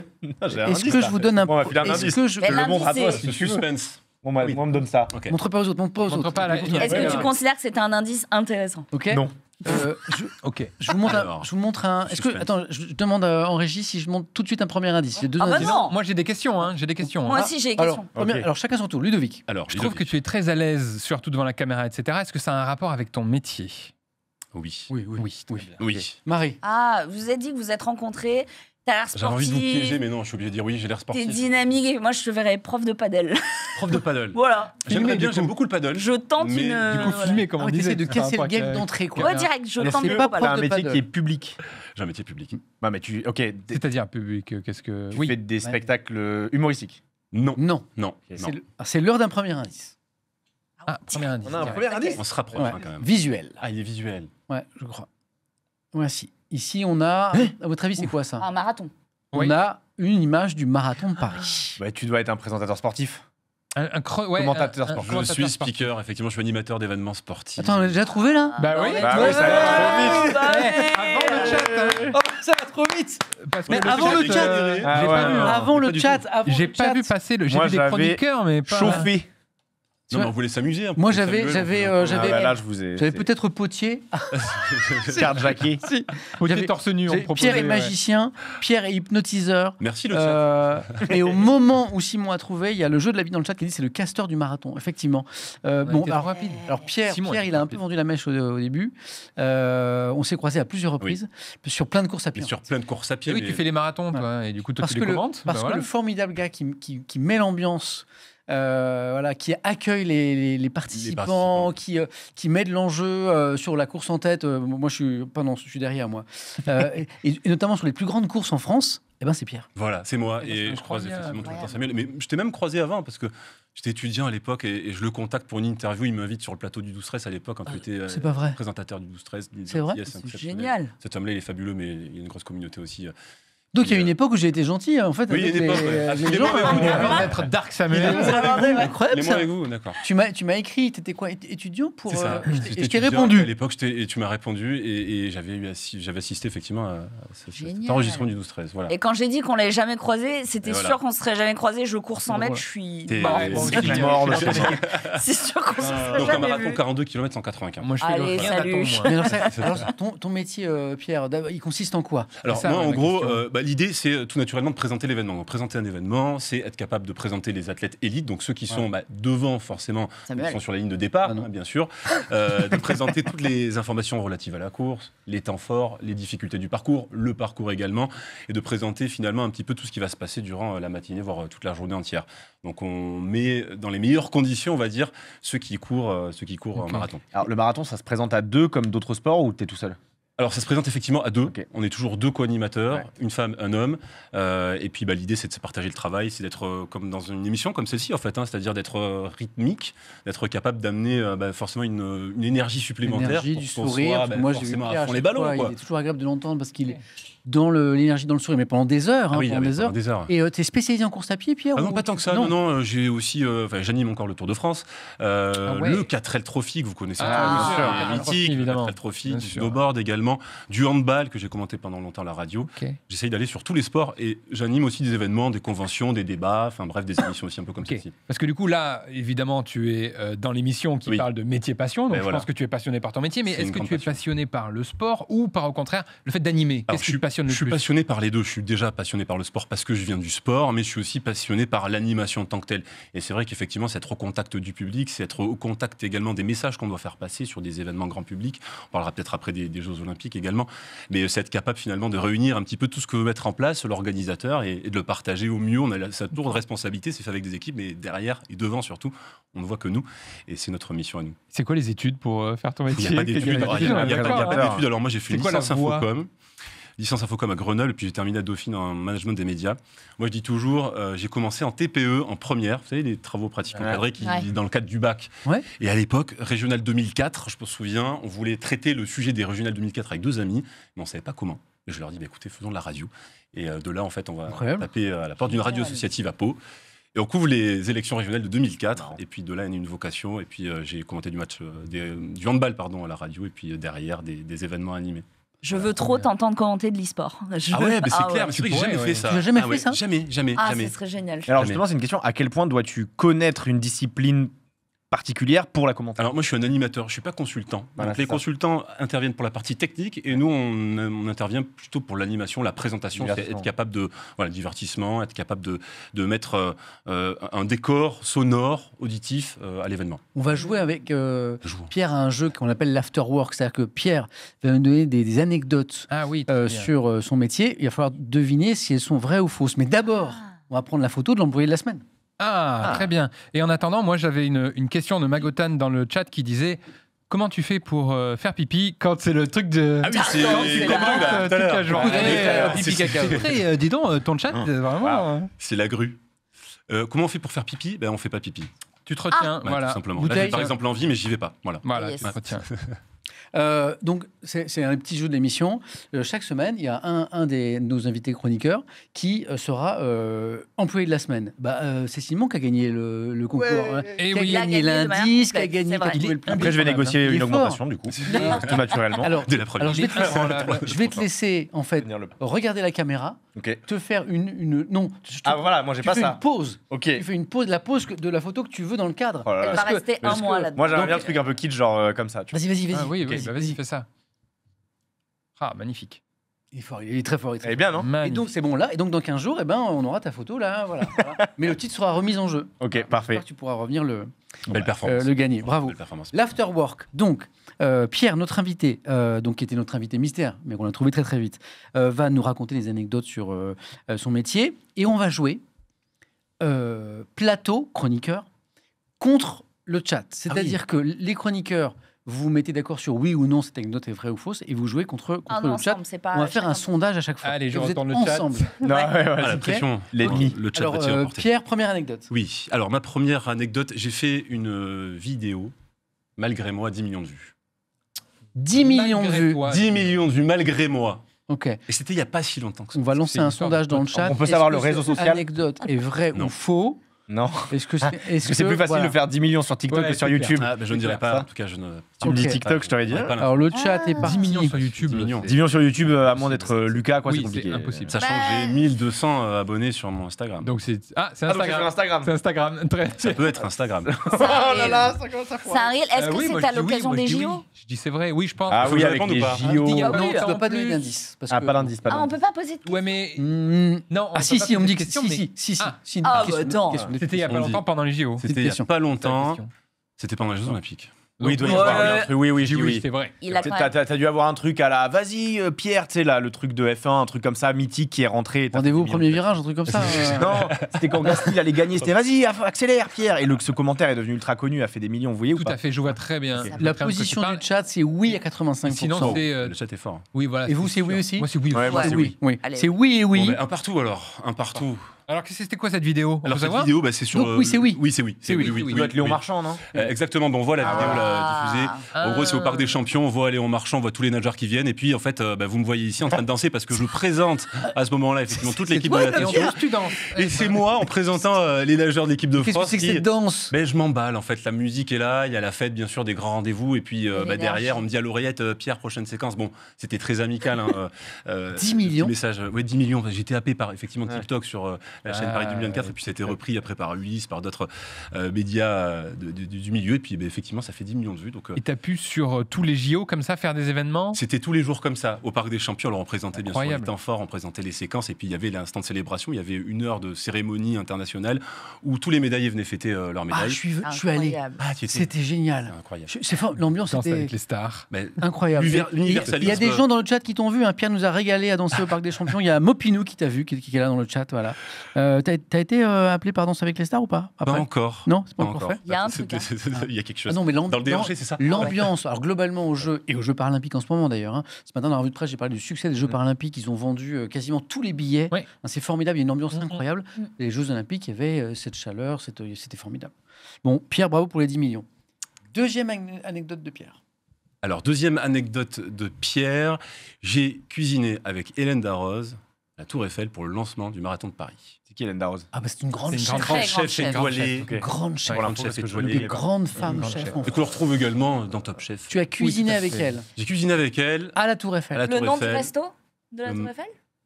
Le Jules Verne. Oui, bravo. C'est bon. Allez, cette anecdote est vraie. Le Jules Verne. Ouais, je dis que c'est vrai. Vous y allez quand même vite. Moi, un petit restaurant. J'ai buté un peu petit. Ça me paraît très précis.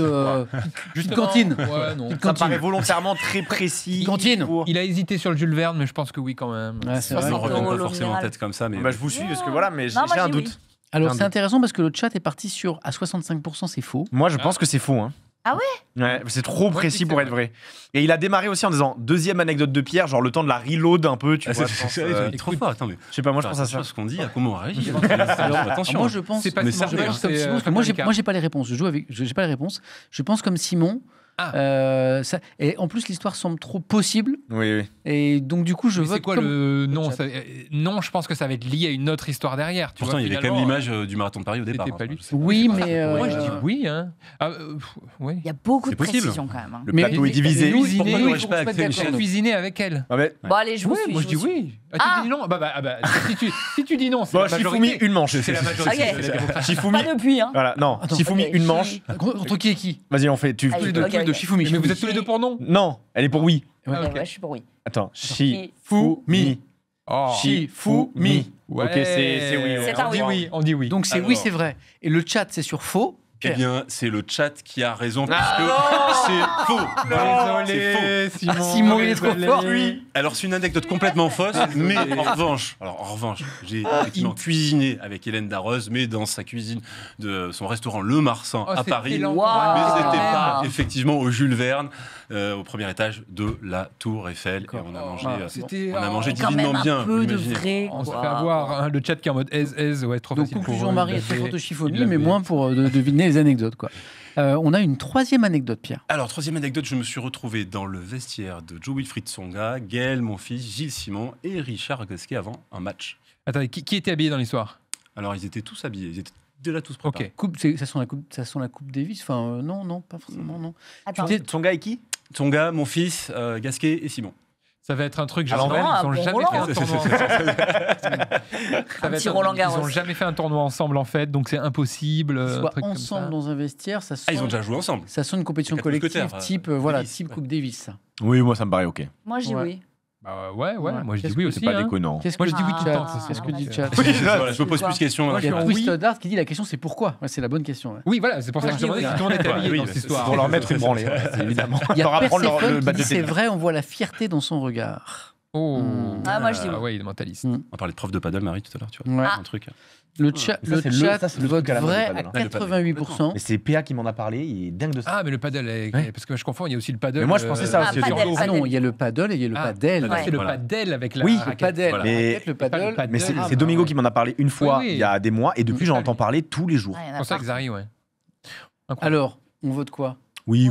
C'est oui. Le chat dit oui. Bah oui, à mon sourire, à ma fierté. C'était l'an dernier à l'occasion de l'inauguration. Et le chat a dit oui à 87%. 87%. Mais bon. Inauguration de quoi? Alors, dans l'établissement qui s'appelle le All In Country Club, qui a été ouvert par Joe Wilfried Tsonga, et à l'occasion de ce grand lancement, un match d'exhibition. Et donc, quelques minutes avant de lancer le match d'exhibition, je suis allé les voir pour échanger un petit peu sur la configuration un peu du match d'exhibition. Des copains qui sont entre eux et qui font la fête avant de lancer le grand bal du match d'exhibition. C'était vraiment chouette. Une belle anecdote. Mais de toute façon, Domingo s'est encore cassé une jambe, dit Nico Manga. Mais non, ne me dites pas que Domingo s'est encore blessé. Si, j'ai vu une story ce matin où il s'est encore défoncé. Encore Non, mais c'est une folie, PA. Par contre, ça veut dire que le chat a gagné contre nous. À cause de moi, d'ailleurs. Oui, exactement. Le chat. Mais le chat a gagné. Ils étaient très majoritaires dès le début. Dans Shifumi truqué. Mais attendez, la première partie de notre émission est déjà terminée. C'est impossible. C'est passé. Ah bah. Ça passe trop vite. Mais c'est fou. Mais ça passe. Attends. L'émission n'est pas terminée. Non. Mais la première partie de l'émission est terminée. Alors, Pierre, merci. Avec plaisir. Merci à tous. C'est la première fois qu'on se voit, que tu me vois autrement qu'en short. C'était beau aussi. Merci, c'est gentil. Et Samuel, président. C'est vrai, au million, évidemment. Il y a quelqu'un qui dit dans le chat, il y a 500 maires déjà. Tu sais que ça commence à m'inquiéter. Mais vraiment, quoi. Mais bon. On va faire un training sur les réseaux, allez-y. Mais Pierre, bravo, parce que moi, je sais l'énergie et la passion que tu mets dans ton métier, puisque c'était le thème de l'émission d'aujourd'hui. Et c'est toujours hyper agréable de te voir. Je peux vous dire que quand vous avez 42 km dans les pattes, que vous êtes un peu au bout du rouleau, et que vous avez la voix de Pierre, le regard de Pierre qui vient vous capter, vous encourager, ça fait vachement bien, quoi. J'ai même une dernière question. Est-ce qu'on peut faire ton métier sans être passionné? Non, je pense qu'il faut être passionné. C'est obligatoire, on est d'accord. Il faut vraiment être passionné, être animé par le métier, par l'exercice, par le rôle et puis par ce que tu vis. Tu vis tellement de choses incroyables qu'il faut quand même aimer. Sinon, si tu n'aimes pas. Tu démarres, bonjour, c'est un marathon. Que des gens passionnés dans le métier. Aujourd'hui, c'est un marathon, vous connaissez. Ça ne peut pas être un taf alimentaire, ton métier. Il y a un hashtag Samuel 2027 qui vient de pop-up dans le chat. Ça ne me plaît pas. Moi, je suis ministre des Sports. Tu n'oublies pas. Beauvau. Harry. Quel ministère? La culture. Tu m'as dit Matignon tout à l'heure. Ah, carrément Matignon. C'est lui qui me l'a dit tout à l'heure. Il m'a dit Monsieur le ministre des Sports, Monsieur le Premier ministre, Monsieur le ministre de l'Intérieur, Madame la ministre de la Culture, merci à tous les quatre. Merci beaucoup. L'émission n'est pas terminée. On va faire une mini pause parce qu'on se retrouve dans 2-3 minutes avec notre invité pour l'entretien MVP. Vous allez voir, c'est très sympa aussi. Voilà, une invitée avec qui on va prendre le temps d'échanger justement sur son parcours, un parcours inspirant sur ses réussites, ses échecs aussi. Cet invité, c'est Enjoy Phoenix qui va nous rejoindre dans un instant pour l'entretien MVP. Merci à tous les trois, c'était un plaisir. Avec grand plaisir. Merci pour cette première. C'était super. C'est passé très très vite. Voilà. Je pense que c'est plutôt un bon signe. Moi, j'ai eu beaucoup de plaisir avec vous. Merci pour votre implication dans la préparation de cet événement.